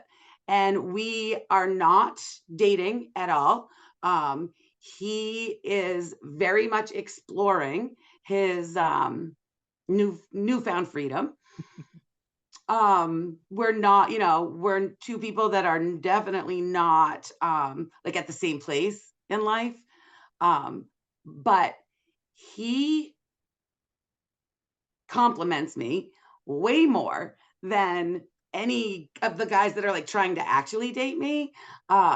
He we The level of honesty is like shocking to me sometimes, and almost younger me would find the level of honesty to be pretty painful. I'll be honest. One of the things that Really? I like about him, and I like some of my favorite people that I enter into like friends with benefits with, and most of my friends with benefits end with an actual friendship at Mhm. the end. So many times I will have friends with benefit for a period of time. I often tell people that I foster men until they find their real person. I've seen that as a meme, but it's like literally What my is life. that movie? Who was in that? It was a comedy movie with, was it fucking Ryan Reynolds? Oh, I don't Who know. I wouldn't know that. it was Not a watching movie Ryan where, Reynolds. the Ryan Reynolds an attractive man. I can say Yeah, that. sure. But He's an attractive man. there was a comedy movie where whenever a guy dates a girl, she finds, whenever he bangs her or like would date her, she would Oh, find, right after, she would find the man of her dreams. So it became a thing where he kept banging all these girls. He's like, I don't feel complete because I'm having too much anonymous sex with women who use me to find the man of their dreams. I'm just, maybe it was fucking Dane Cook. I don't know. It doesn't matter. You're the lady cook, lady it, Denisha it, Cook. there is a list of examples of this that I could provide, but I'm not going to. And I'm perfectly fine with that. I actually like that role. I like that role, and I also like the role of taking someone from newly, freshly separated, and they're just fucking broken and hate themselves and think they're never gonna have fun. No one's gonna find them attractive. I like. I don't like people What like do you, that are actually what? like fairly confident people but they've been broken down by a shitty relationship or You're back. Can you hear me? I can. I'm on my phone now, so I look a little That's bit different. that's fine. You were just talking about how you like broken men and you take That's not what advantage. But when you, no, it's when you said broken with an intensity. Broken. broken men. Like Vince McMahon. I like him broken. It's not that I like broken men. I I know, love I to know, I know, I know. see I love to see like Somebody people find growing into themselves. themselves. Yeah. Yes. People like finding a new lease on life. I love teenagers, not dating teenagers. I love teenagers because they're a lot like that. They're trying new things. Not I do not date teenagers. I I know. actually keep But a pretty reasonable minimum age that I will what's your minimum age? 35, and I generally my sweet spot is 37 to 39. But that's been my sweet spot for like 7 years. No, So they I all fall understand in what you're that saying. category. Yeah. They Because all fall in that age range. some people get broken down by life and they lose something that we attribute to youth, but I don't Mhm. think is specific to youth, which is the ability to learn new things and see life with a new lens and to, I don't know, take criticism and change. And, but also, I always explained it as, a sunset doesn't get, this is gonna be really gay, but a sunset doesn't get less beautiful because you've seen it 100 times. It's still fucking beautiful. And unfortunately, it takes some people a heavy dose of acid or a shit ton of mushrooms to see that, but it's still fucking beautiful. And I see some people can come out and after they're out of this broken marriage, they go, oh, wait, life is beautiful. It is fun getting laid. It is fun going out and doing stuff and dating. Because did you stop dating when you were married? Like, and was I mean dating, I mean, like, some people get married and they don't date. They don't Yeah. like go out to eat or they don't do romantic stuff anymore. They're just like, Yes. they sit at home and That's the biggest problem. they That fart on was the fucking couch. Yep, that is what caused my marriage to break up, hands Mm, down. And I can almost pinpoint, I'm not gonna say I can pinpoint the day, but I remember my son, so it was probably our 4th year anniversary, maybe wedding anniversary. And we got married and then we didn't have Jack, we didn't get pregnant for like 18 months. So didn't rush into it, but didn't give it a lot of time either. So around, I think the 4th anniversary, I remember we looked at each other. It was the day of our anniversary. So no one bothered to like say, hey, our anniversary's next week. Let's do something. mm. We both looked at each other and said, we both forgot our anniversary and we really don't Wow. care. But we really didn't care. That was the fucked up thing to me, was that it wasn't so much that like, oh, he forgot it or I forgot it. It was that we really didn't care. We were just like, yeah, Ugh. I guess we did. Ha ha ha. And had we at that moment, had we said, this is not okay. If I had said, uh, we need to remember our anniversary. We need to celebrate our marriage more. Mhm. Or if he had done that, things might have turned out a little bit differently.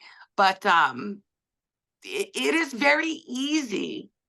Look, you know how it's very easy to gain a couple pounds, right? Like you Yeah, just tell me about it. I'm doing it right fucking now. Oh, stop it. I was actually thinking you look pretty good. oh, don't even start. I don't want to get into it. Well, you're supposed to get fat when you get married. I know. How No, else no, are you you're not. You're not. I how else don't. is she supposed to keep all those single girl whores away from It's her man if you're not a fat slob? it's not the marriage, it's the work. It's well, you know what it is? I'm working twice as much because I have more responsibilities. Who makes your food? I do about 90% of the cooking. Still, oh really? Yeah. Oh, look at I you. come home from manual labor for about 8 to 10 hours a day and I cook. I'm not That's kidding awesome. either. No, it's Um, awesome. Good, good. and then I come home, I cook, and then I go back to work sometimes.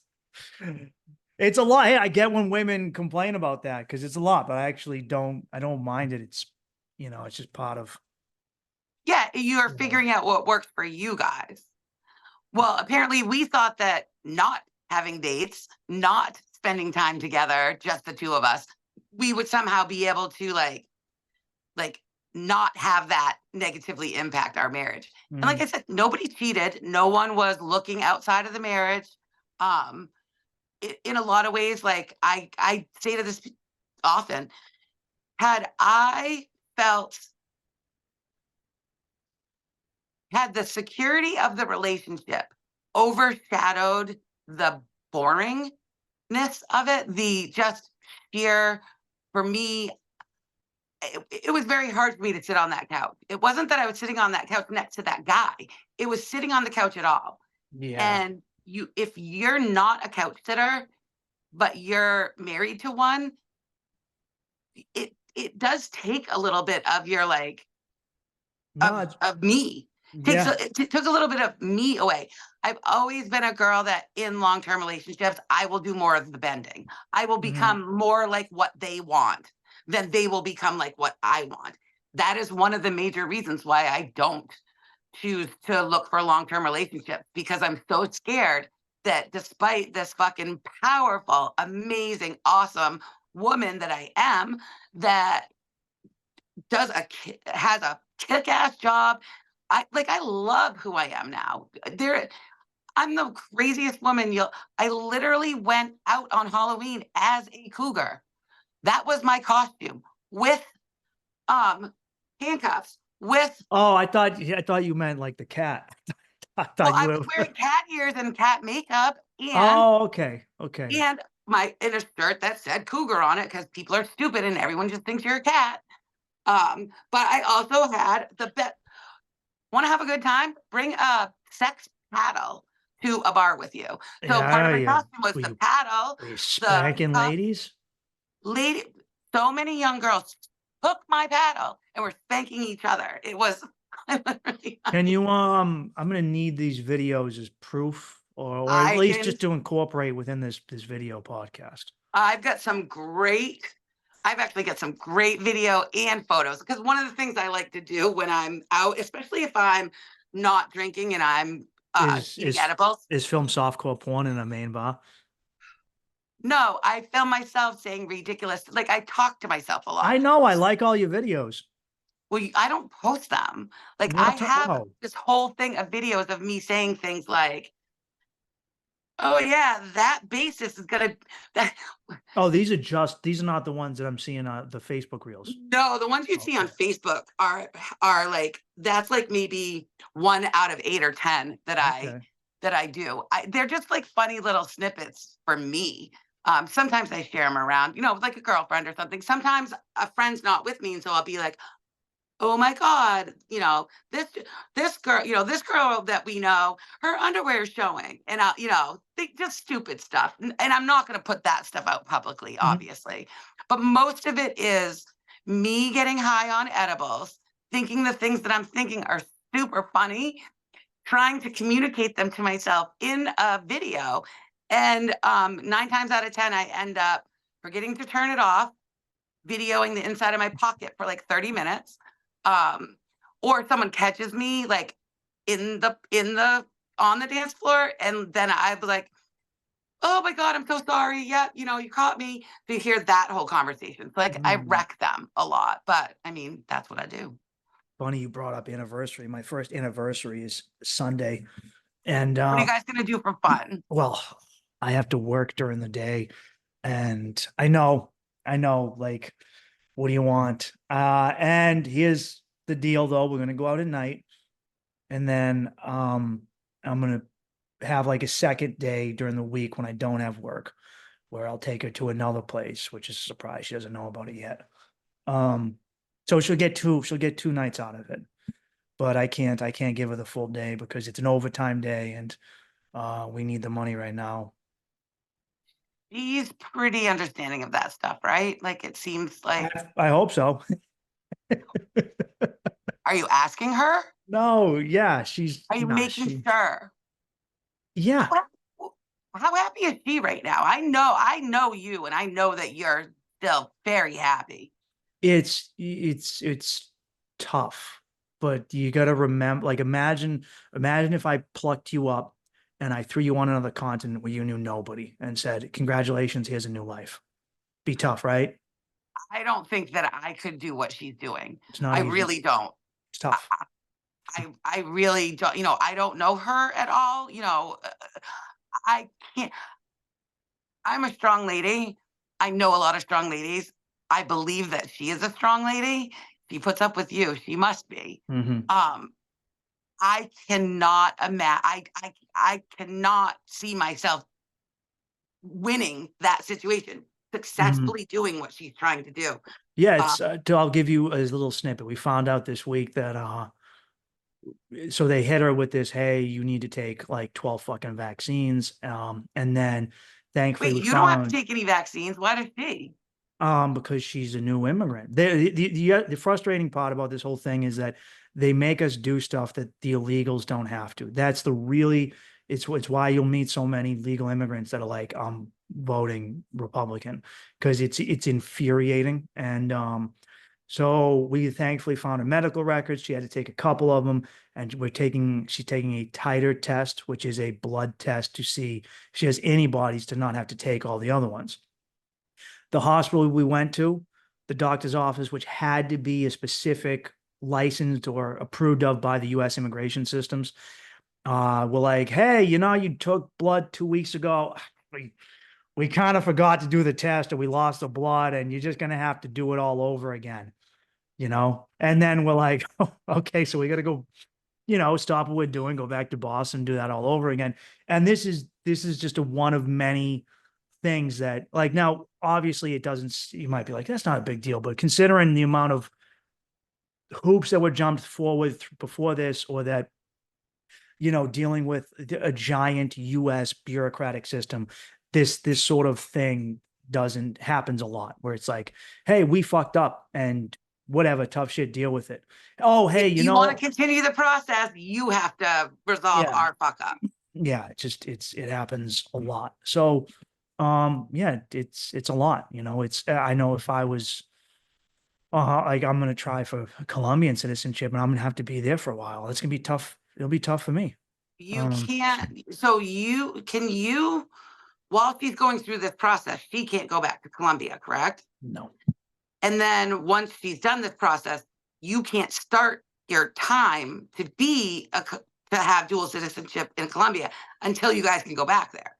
Yeah, I'd have to. My whole thing is a little more. See, theirs isn't as streamlined because they're not used to people being like, yeah, I want dual citizenship. Like whenever I tell any Colombian, like, hey, I want Colombian dual citizenship, they go, why?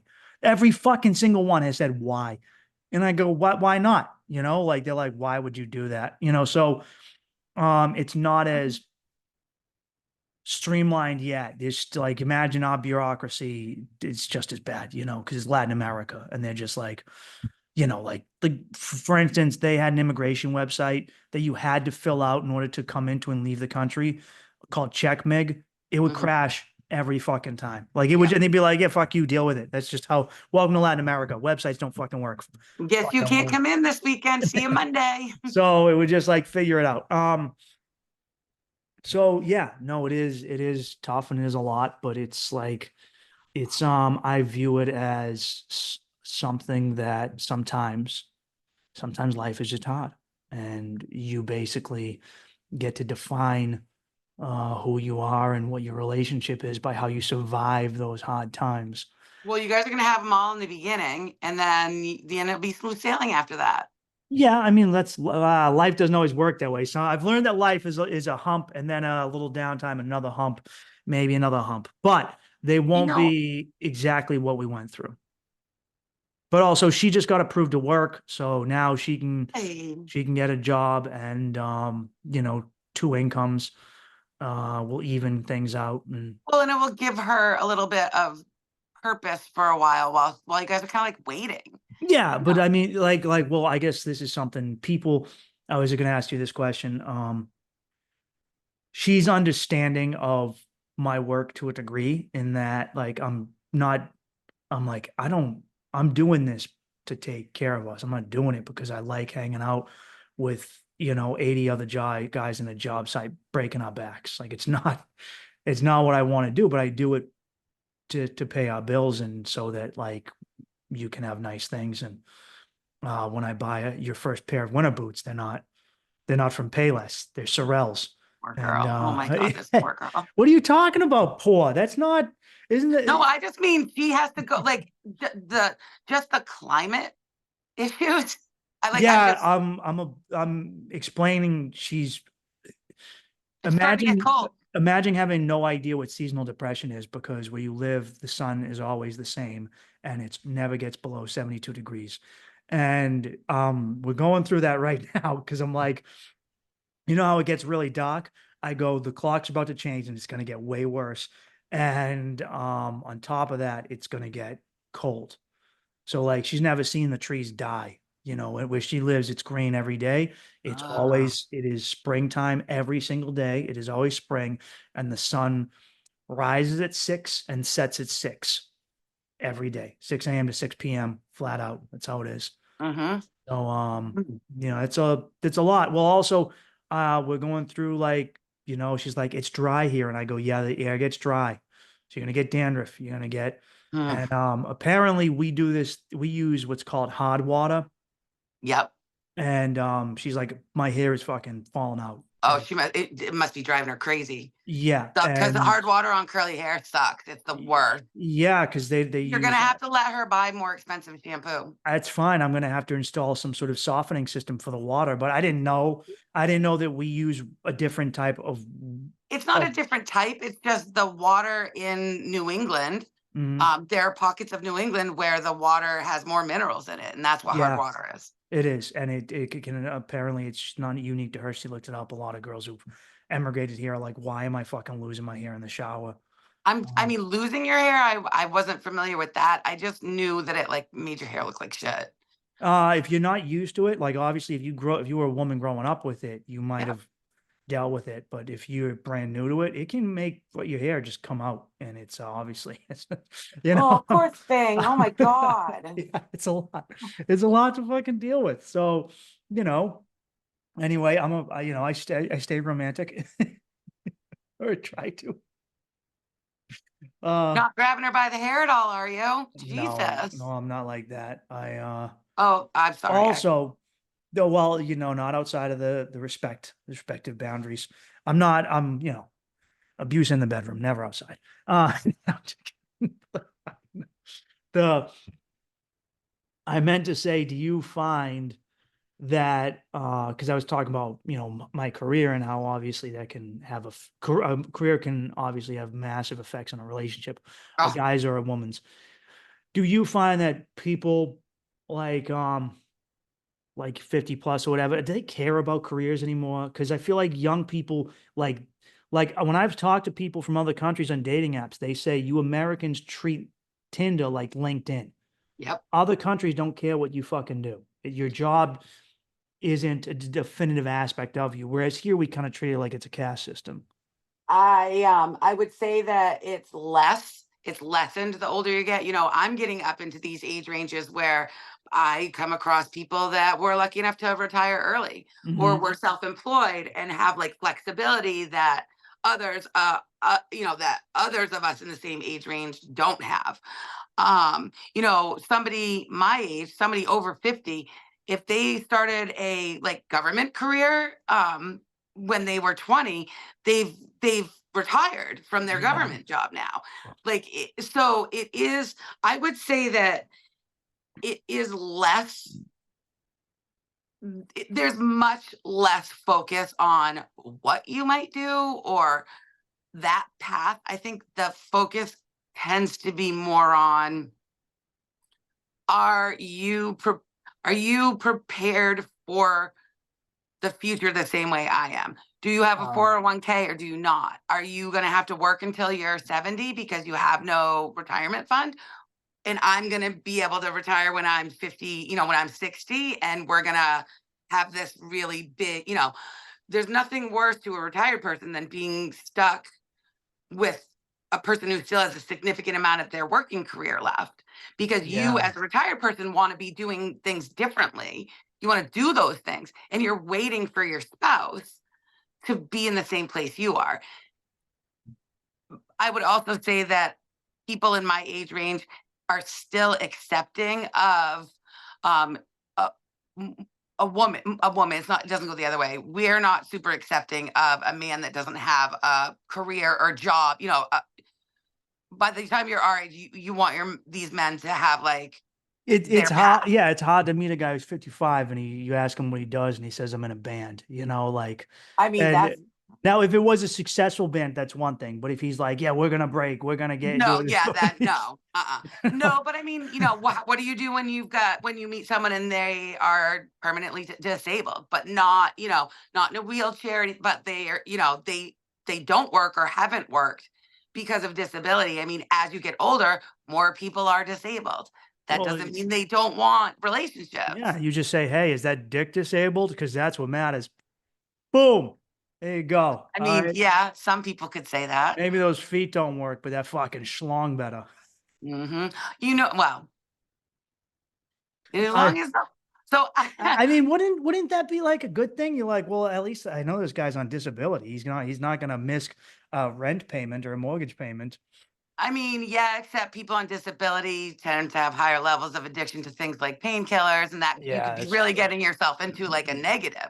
And someone who doesn't have a career or a path or something that they have passion for can, I especially getting older, I would think, it can Do be you not as much not enjoyable to be around. do you find that you run into people who like are boring? As in, I keep finding because like I was working with another guy my age, and we were shitting on the old guys.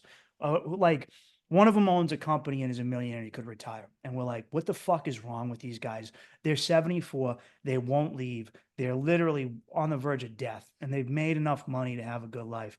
And we were like, "Oh, it's because they hate their wives. They've never been around, and their spouses hate them too. So it's equal hate.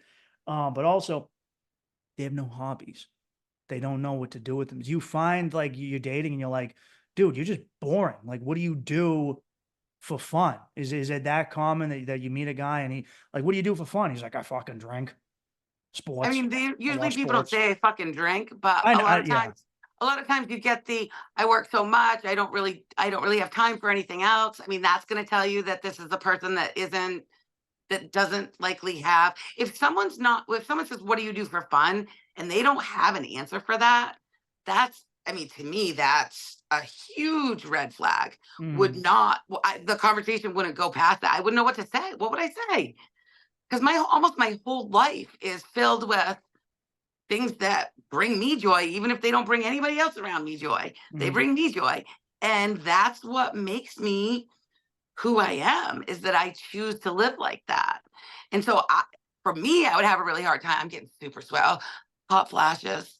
Um, Is have do you find whether this is on apps or just people you're hanging out with, has the dating exhaustion or the gender war, because it is there is this fucking whatever you want to call it, however you want to classify it, even with older like people 50 plus whatever 40 whatever wherever they're dating 60 plus, is it making its way up to those age ranges where there's they're exhausted with dating, they're exhausted with the opposite gender, or this idea of a fight they're having and they're just like whatever, fuck it, yep.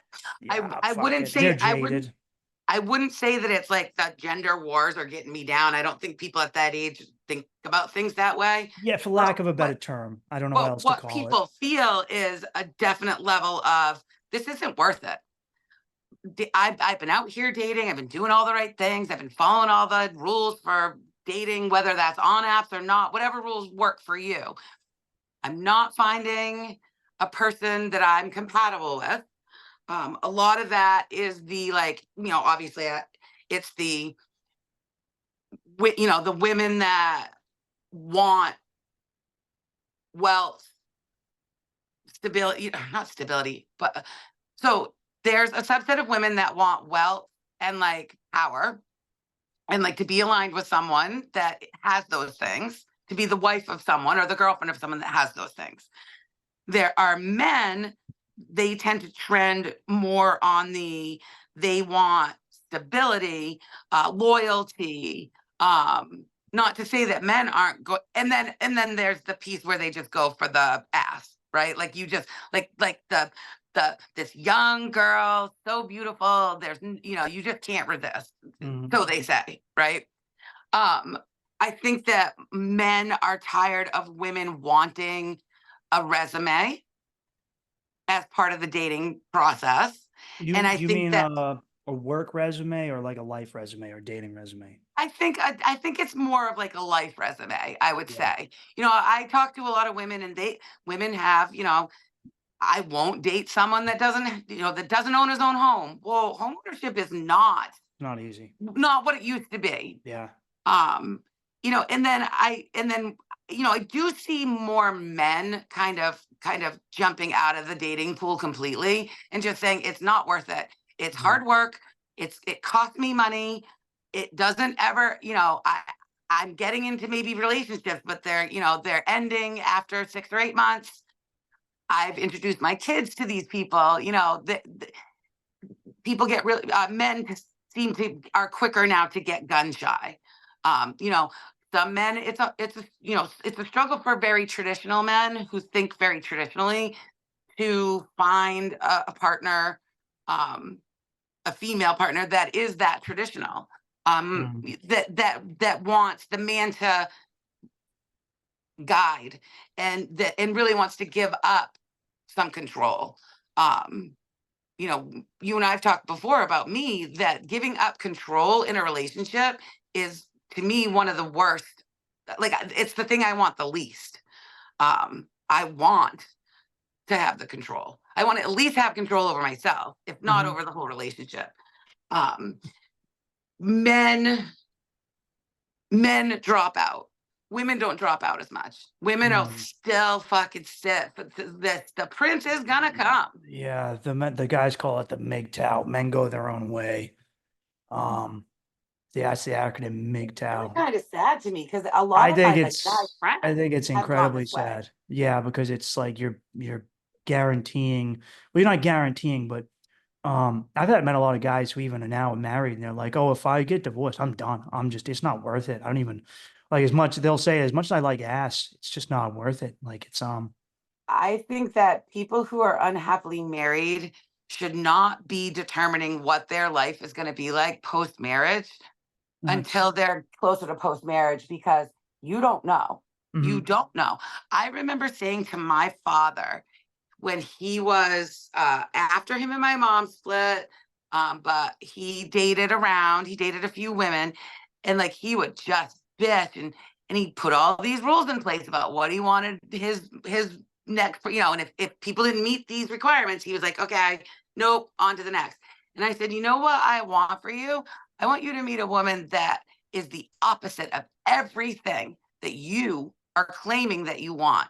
And you're just going to fall madly in love with her and you're going to be happy again.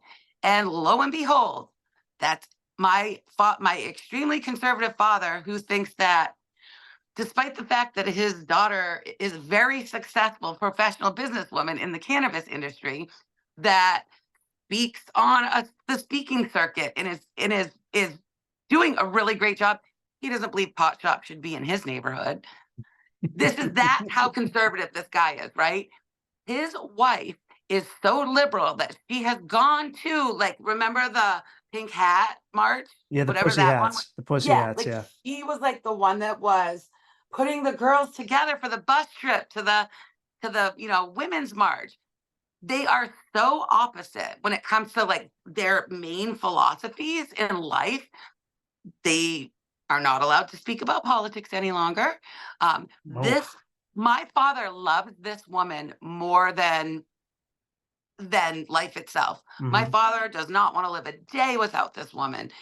My father dreads the day that one of them is, not physically capable of taking care of the other or mentally. He got exactly what I wanted, which was a completely different perspective on the things that he thought he wanted were not actually the things that he needed.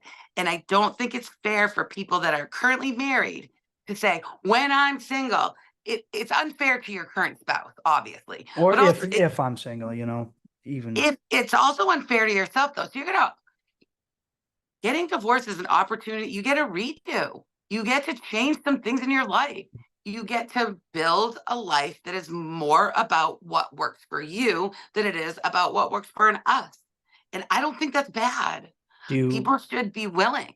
do people post divorce have a harder time with control, with giving it up and all that? Or I don't or think it has to do with trust? divorce. Because I think a lot of control in reality is trust, because I've been through this myself, where it's like I'm not out here to dominate or control my wife. Sometimes it's just like, hey, just trust me. I'm just trying to take care of us. Like I'm just trying to put fucking food on the table. Like I'm not trying Yep. to Yep. like it I'm like not trying to take away your yes, rights. I've Yep. written a Mhm. joke about this where I'm just like, let me love you. That's Yep. it. I just want to love you and take care of you.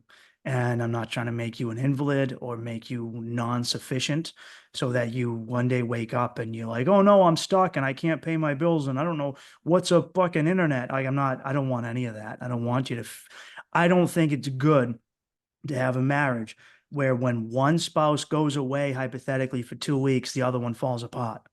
That's Mm-mm. not because like I grew up with that where like my mother went away and my dad had my brother washing his underwear because he didn't know how to use a fucking washing machine.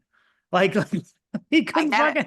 fucking couldn't and I see this a lot, like a lot where and obviously like I know it goes the other way, but with a lot of guys, it's just like you really like a lot of guys my dad's generation, you don't know how to use the fucking wash machine. You don't know how to you couldn't turn on the fucking computer because he wouldn't even try. Like Right. it's like That these same yep. guys would talk shit to somebody on the job site. Well, you can't use a fucking power drill. You can't fucking use uh General Electric washing machine, you fucking loser. Who the fuck are you? Well, I think that back then you like they didn't learn how to use the washing machine because the woman said, that's my job. Yeah. And what I'm contributing to this, where I'm not contributing financially, I'm contributing to make sure that you have clean outfit. One of the things that I didn't realize is that some women gain, so like they doing for their husbands things that I was like, why would you get your husband a plate? With, like, you go up, you're at a family party, and you go up and get a plate for your husband and fill his plate. You choose what food he's having, and then you bring it to him. I like, what the fuck is that? Don't bring me no plate. I will go and get my own macaroni and cheese. I will decide how much I'm going to have. But women, because that's the only people I've talked to about this, they like doing that because that's their job in the relate. I take care of him. That's my job. If I'm doing a good job, he shouldn't know how to use a washing machine Mm. because I take care of that for him. He shouldn't know how to cook for himself because I cook all the things that he needs. Just like a man might say, he doesn't have to get a job because I'm going to financially take care of us. It's the same thing. It's just different jobs in the marriage. Yeah, well, a lot of people show love through acts of service. What Mhm. I've also seen is there is for some women, there's a toxic side to that because I was, years ago in a relationship when I was living with this girl's family, and her mother would cook every night. I thought it was amazing. She was a writer, so she didn't work full time, but she would handle the household. And she wasn't even a traditional woman. She was pretty progressive, but she did. But here's the thing: when she got fucking sick, or when anything had to happen, oh my God, don't you see how much I do for you? In reality, it was a sense of control. It was by keeping you too dumb to do this, or by always making sure that I'm the one who did this. There, whenever, do you know how much I do for this family? I do this. Oh my God, I'm sick. And look, nothing got done, or I went away for it. Like they actually liked that. She Yeah. liked that if she wasn't there, it fell apart, you know? And I didn't know that that could exist until I observed it firsthand. I mean, I think that that's more, I think yeah, that's a coping mechanism of a woman who found value in herself by playing that role. Mm. And we're all going to be martyrs at some point, right? Like probably not you Yeah. because you're so different, but like, are you ever just like, Jesus Christ, I'm working 80 hours a week for us. I mean, I don't know what you guys are in the I newlywed can phase, so I it's can find different. it sometimes. Like I actually, like, my thing is that when I feel the nastiness, when I feel the nastiness coming on, sometimes it'll go rampant for like a week, and then I catch it. Like that's my thing, is like that's why I Right. like being critiqued. That's why I'm the sort of guy where I made that joke. If my wife was like, "You eat pussy bad," I want I get mad if my There friends will be a don't. conversation to make sure that she I didn't actually mean no, anything by it. I need to someone to point out, "Hey, you're fucking up," and because in reality, I'll do something about it. I won't run from it. But Yes. but I've caught myself where I see sometimes I feel myself falling in line with my dad.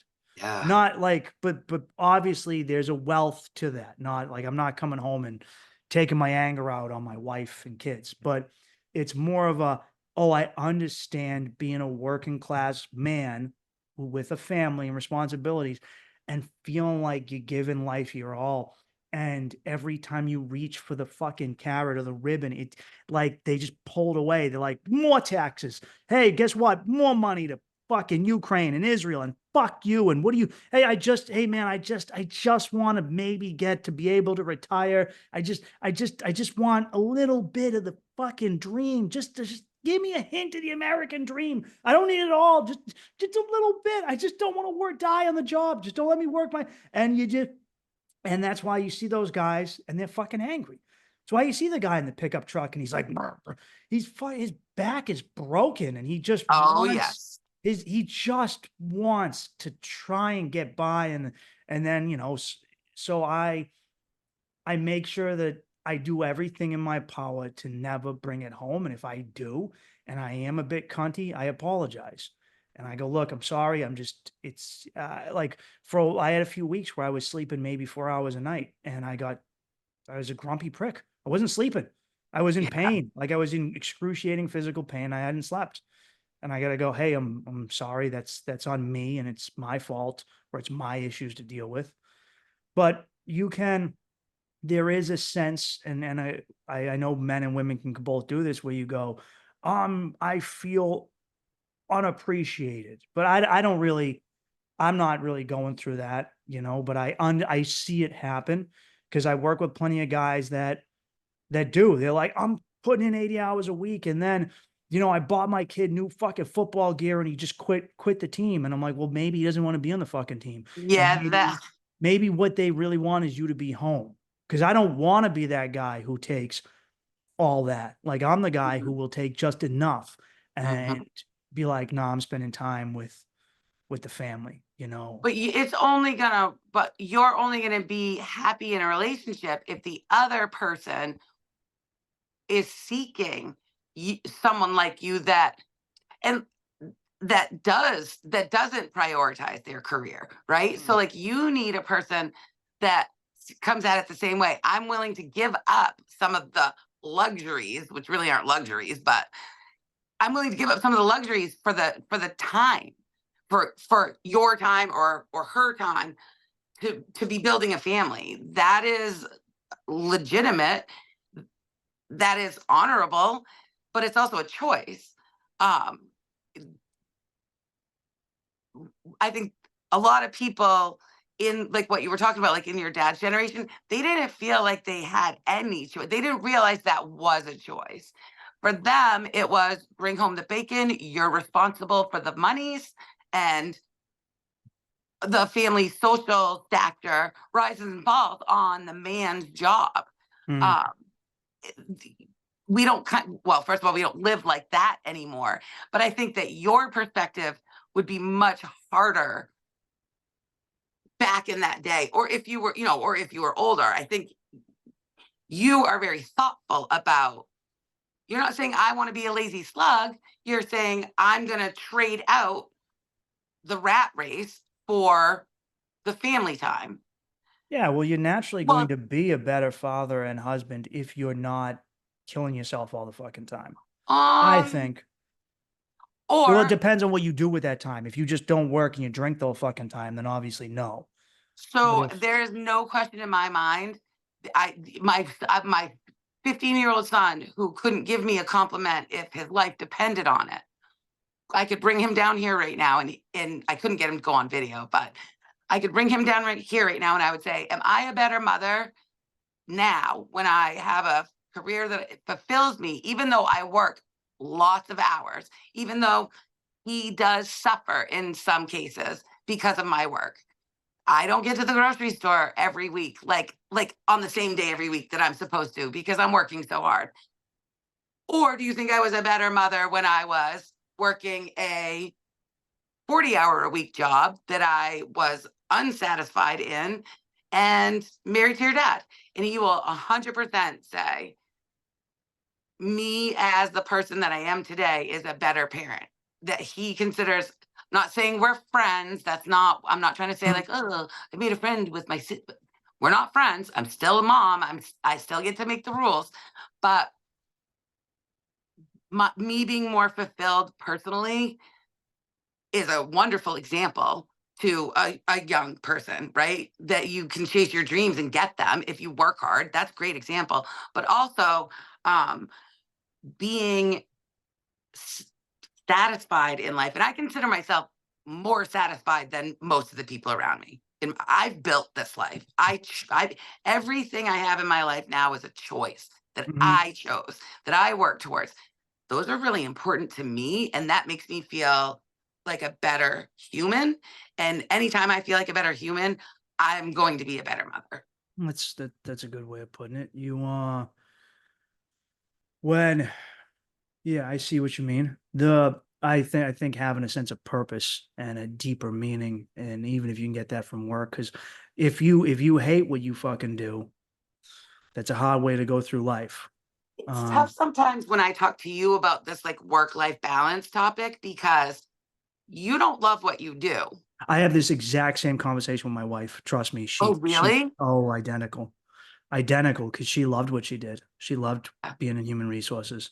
And I didn't get it because to me, the idea of going to a corporate work environment, I was like, I'd rather like go sit in a gladiatorial ring and get fucking bashed in the head with a mace every day than go to a corporate. You don't want to do your job either. Exactly, exactly. But um so for me that's it's a tough thing to understand. And I've been opening my mind to it as best I can to, beyond what I can do. Um but obviously it's like if she was like, hey, the thing that gives me a sense of deep purpose is is helping kittens, so I want to be a veterinarian. I'd be like, oh yeah, that makes sense. Obviously, doing something corporate, getting that from a corporate environment, it's so tough for me to understand. Reasonable. You don't need to understand it. You just need to support. You just need to believe that she understands it. That makes sense? Like Yeah, you need to like you need to understand that, or you need to accept that she knows herself well enough to know what she thinks is going to make her happy, and the not tell her what's going to make her happy based on what makes you happy. no, I know that much enough. My big thing though is like um put in the work that you feel like you're getting recognized for.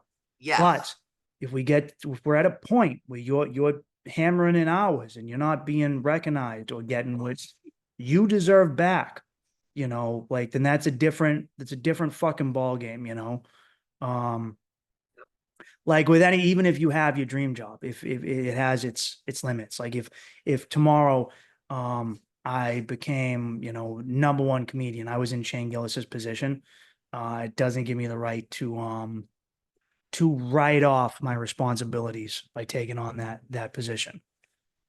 My relationship shit. I've been dealing with this in my own career. We, I, there's been some changes at my company, and there's an opportunity that I could come in and save the day, which really just means I'm the only person that really knows what was going on before. So it would save the day to have someone jump in and say, I'd really like to take that on. And I've been gunning for a promotion and it hasn't come through. And so my nature is to say, oh, this will make me look good. People will see me.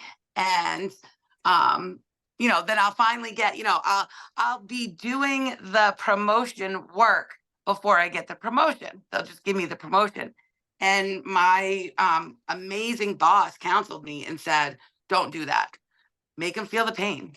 Make Mhm. them feel the pain of you not jumping in and doing it. And when someone asks you, well, I figured this one out myself. When someone asks me, to do something with it, I will say, I'd love to do that, but what part of the job that you're already paying me for do you want me to give up?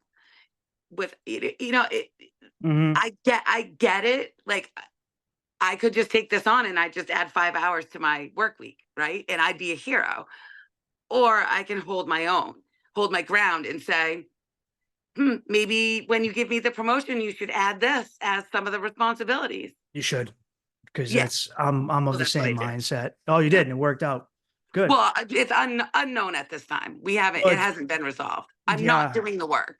I've had this situation at work where someone will be like, "Oh man, they made me do this, and I wasn't supposed to do this," and I go, "That's funny because they never make me do that, and we're the same position, and it's Yep. because when they tell me to do it, I say no, and Mm-hmm. then we have a back and forth, and eventually they go, "Oh, I can't make you do this," and that's it. That's all it takes, and most people just, you know, so that's kind of yeah my Oh, thing. I know where I think I'm getting exhausted. I mean, No, talking no, about myself. we're gonna But we're gonna wind down in a second. circle Oh back to shit, it's something. 9:30. Oh wow. Yeah. Yeah, I know, right? I did want to just circle back to something because I think that it's good advice, regardless of your age, regardless of kind of like what you're looking for out there. But I would just, if when people ask me for dating advice, um, I encourage people to jump a little bit quicker than they might normally. So you don't need to know everything about someone to agree to have a drink with them. Hmm. You're not going to be able look, you aren't going to know if you have the chemistry until you try to have the chemistry. Yeah. And there are lots of men that I'm attracted to, that we have a great rapport, great conversation, and we go in for the smooch, and eh, it there is nothing you can do about that. If it is, nope, Hmm. this doesn't work for me on kiss one, that isn't going to change on kiss 30 or 300 or 3,000. So don't wait for perfection before you have experiences. I consider dating now, I'm not dating to find a man, I'm dating to have experiences. And when you think about it that way, I've had some pretty amazing experiences. I've had some pretty shitty experiences too. I often say my dating experience, when I go on a date with you, you're either going to end up in my stand-up comedy routine that I'm never going to make, but so because something ridiculous happened, or you're going to end up in my novel because something important happened. The importance might not be you're my husband. The importance might be I met someone that changed the way I think about life or myself in a way that I didn't know I needed. So go on those dates. Don't wait until perfection. And then the other thing I would say is every night isn't going to be a 10. Every date isn't going to be a 10. You Tens aren't tens unless you have fives and sixes sometimes too. So Hmm. you have to have 5 and 6 dates in order to really appreciate the tens.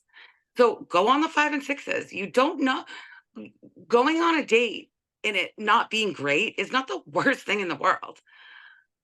That's some very good advice. Very good advice, Heather.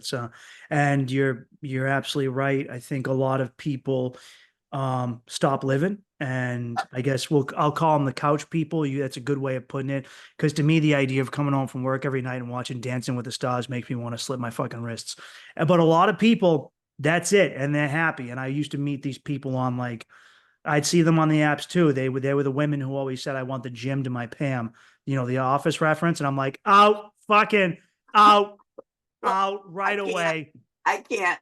Anything like Jim to that, my out. Pam, out right away. You just want to fucking, you're a coucher.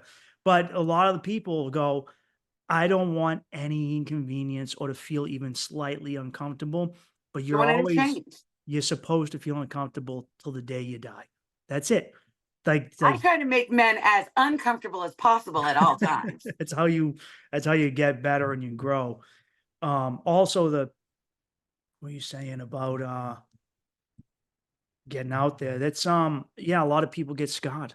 And not only are they afraid of the discomfort, they're afraid of the hurt. Like, I've seen young guys be like, oh man, I shared something with a girl and she used it against me. So what, bitch?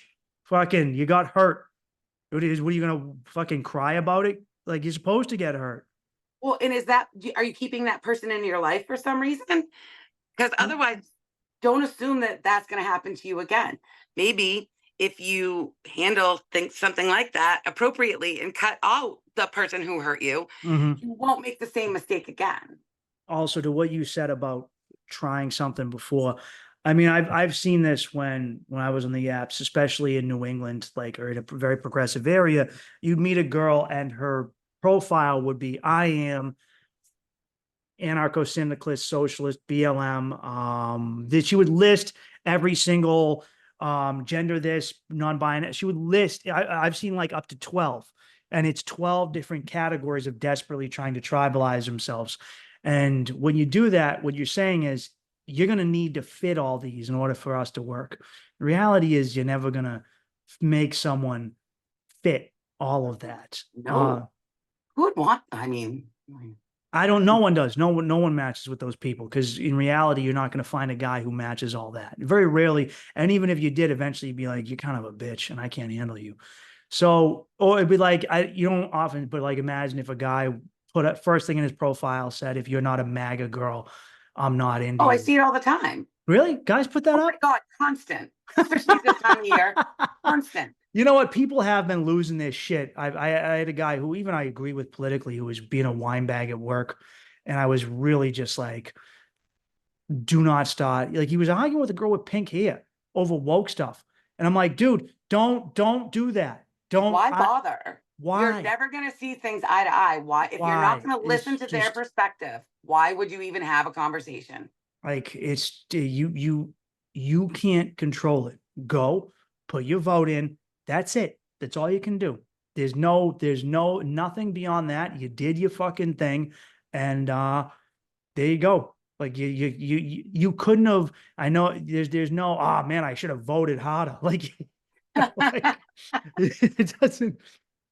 Like I don't know. You need faith. You need faith in Well, I yourself and mean, and something if you're else. really worried about it, go out and do something about it before the elections. So Even then, speak out, speak how up. much yeah, how much can you realistically achieve?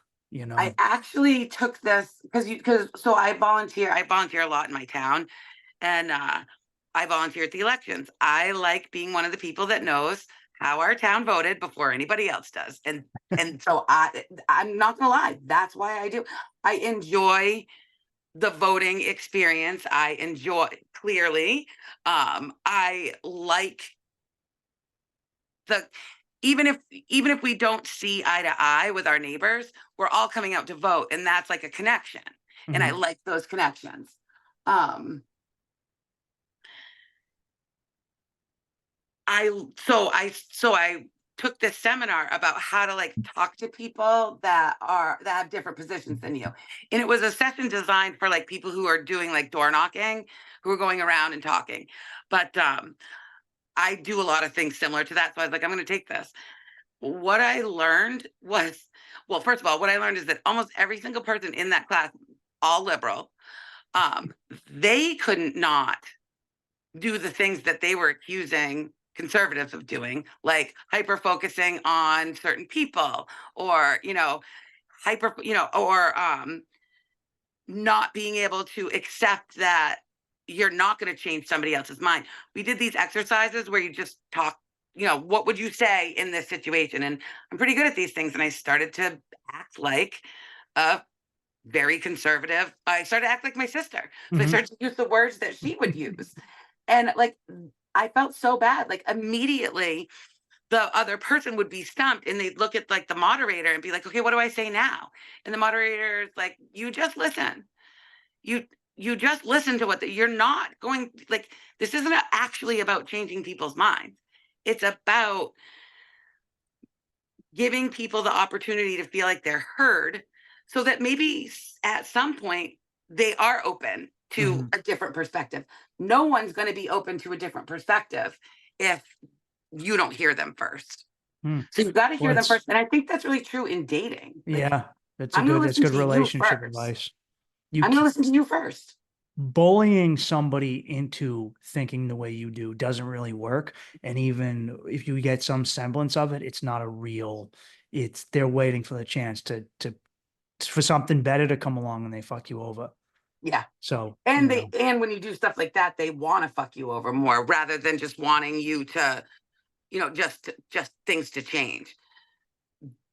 You've now, you when you've changed, when you've influenced somebody, you've changed the way they think. If that goes badly in some way, like, they want to get you back after mhm. that. How could you do that to me? That, I mean, that's, we don't have to get into the whole politicky icky Well, stuff. no, it's not even it's a same thing either. It's if if you're head of your family and you're being the man and you go, I've seen it. My dad did it. Hey, trust me, I'll take care of us. Oh wait, I'm now drinking myself to death. Like you go, oh, we put our trust in you and you fucking tanked. And unfortunately, like for a lot of women, I guess women and men, but traditional women and older relationships, they go, oh man, I really put everything I had in this guy and he just turned out to be a fucking bum. How do I trust again? Like that, like trust is everything. How do I give up a little bit of if I give up a little bit of control in order to feel that safeness, but I had somebody not do their job, it's at the end of the day, you gotta pick the right one. It's tough. Well, I mean, this is way more like, oops, bigger than that. But like, personally, I don't believe that there are very many people that should stay together for 20, 30, 40, 50 years. That people change over time, and that change, that is one of the things that I think make people most unhappy in long-term marriages. It's, I've changed over time, but I can only grow so much because my partner is either growing in a different direction or not growing at all. Yeah, it's kind of, it It's might, sad because I want to believe in, and I know a few people that have had very, 50-year marriages that didn't happen to. I see a lot more relationships that after a good 10 years in, you are, I'm not the same person I was 10 years ago. You're not the same person you were 10 years ago. oh, And to think that the person that was attracted to that you is going to be on the same page and attracted to this you, I mean, it kind of seems ridiculous that we would even expect that out of people. Another reason why I don't get into long-term relationships. well, I guess, yeah, it depends on your honesty and if you matched up with someone who can change with you. I Because like how you just obviously, brought us right back to the very beginning of the conversation. Look at you, podcaster. well, we'll end there. It was fun having you on. I know I hope this is something, man. no, this was fun. It was also nice getting, because obviously I'll say things like, oh, women will put this and you go, guys, put that in too. And I'm like, I didn't fucking know. I don't know men do that. And also like I got to see, like I said, I spoke with someone else who gave like a male's perspective of that. I don't know. Was my perspective and their perspective very different? Because I haven't listened to that episode. Did you Yeah, I post that didn't. episode? No, I'm just gonna post them at the same time. It's hard to say. I don't know. I gotta re-listen to it, but obviously you're both coming from different directions. Well, then it's a good lesson to people that everybody's coming from different directions at all times. So give each other a fucking break. Go make out. See if you like to kiss. Like, I don't even know. Like, honestly, like, go make out with this person. That's going to tell you more. It's not going to tell you their moral fucking standards, but people lie. You'll figure that stuff out. Go make out with them. See if you like their tongue in your mouth. That's going to tell you a lot. And there's actually a lot of truth to that. Chemistry is a fundamental component to it. Does your body literally feel comfortable with them? All right. Do you have anything to promote, or do you I know this isn't what you normally would do, but No, it's so funny. This was so fun. This was the first time I podcasted since I stopped my podcast. So oh, it's been almost 2 years since I podcasted. So it feels great. mhm. Do I have anything to promote? Well, you can find me on Tinder if you're located in Maine. Look for the profile that starts with Cougar Stoner Mom. No, I have nothing to promote. I meant to ask you if dating in the city and dating in the country was super different. You know what? I'll let it go. I imagine they are. I think we covered enough of it. Look, I think this was such a good podcast. People are going to want to hear from me again. Yeah. We'll talk to you again.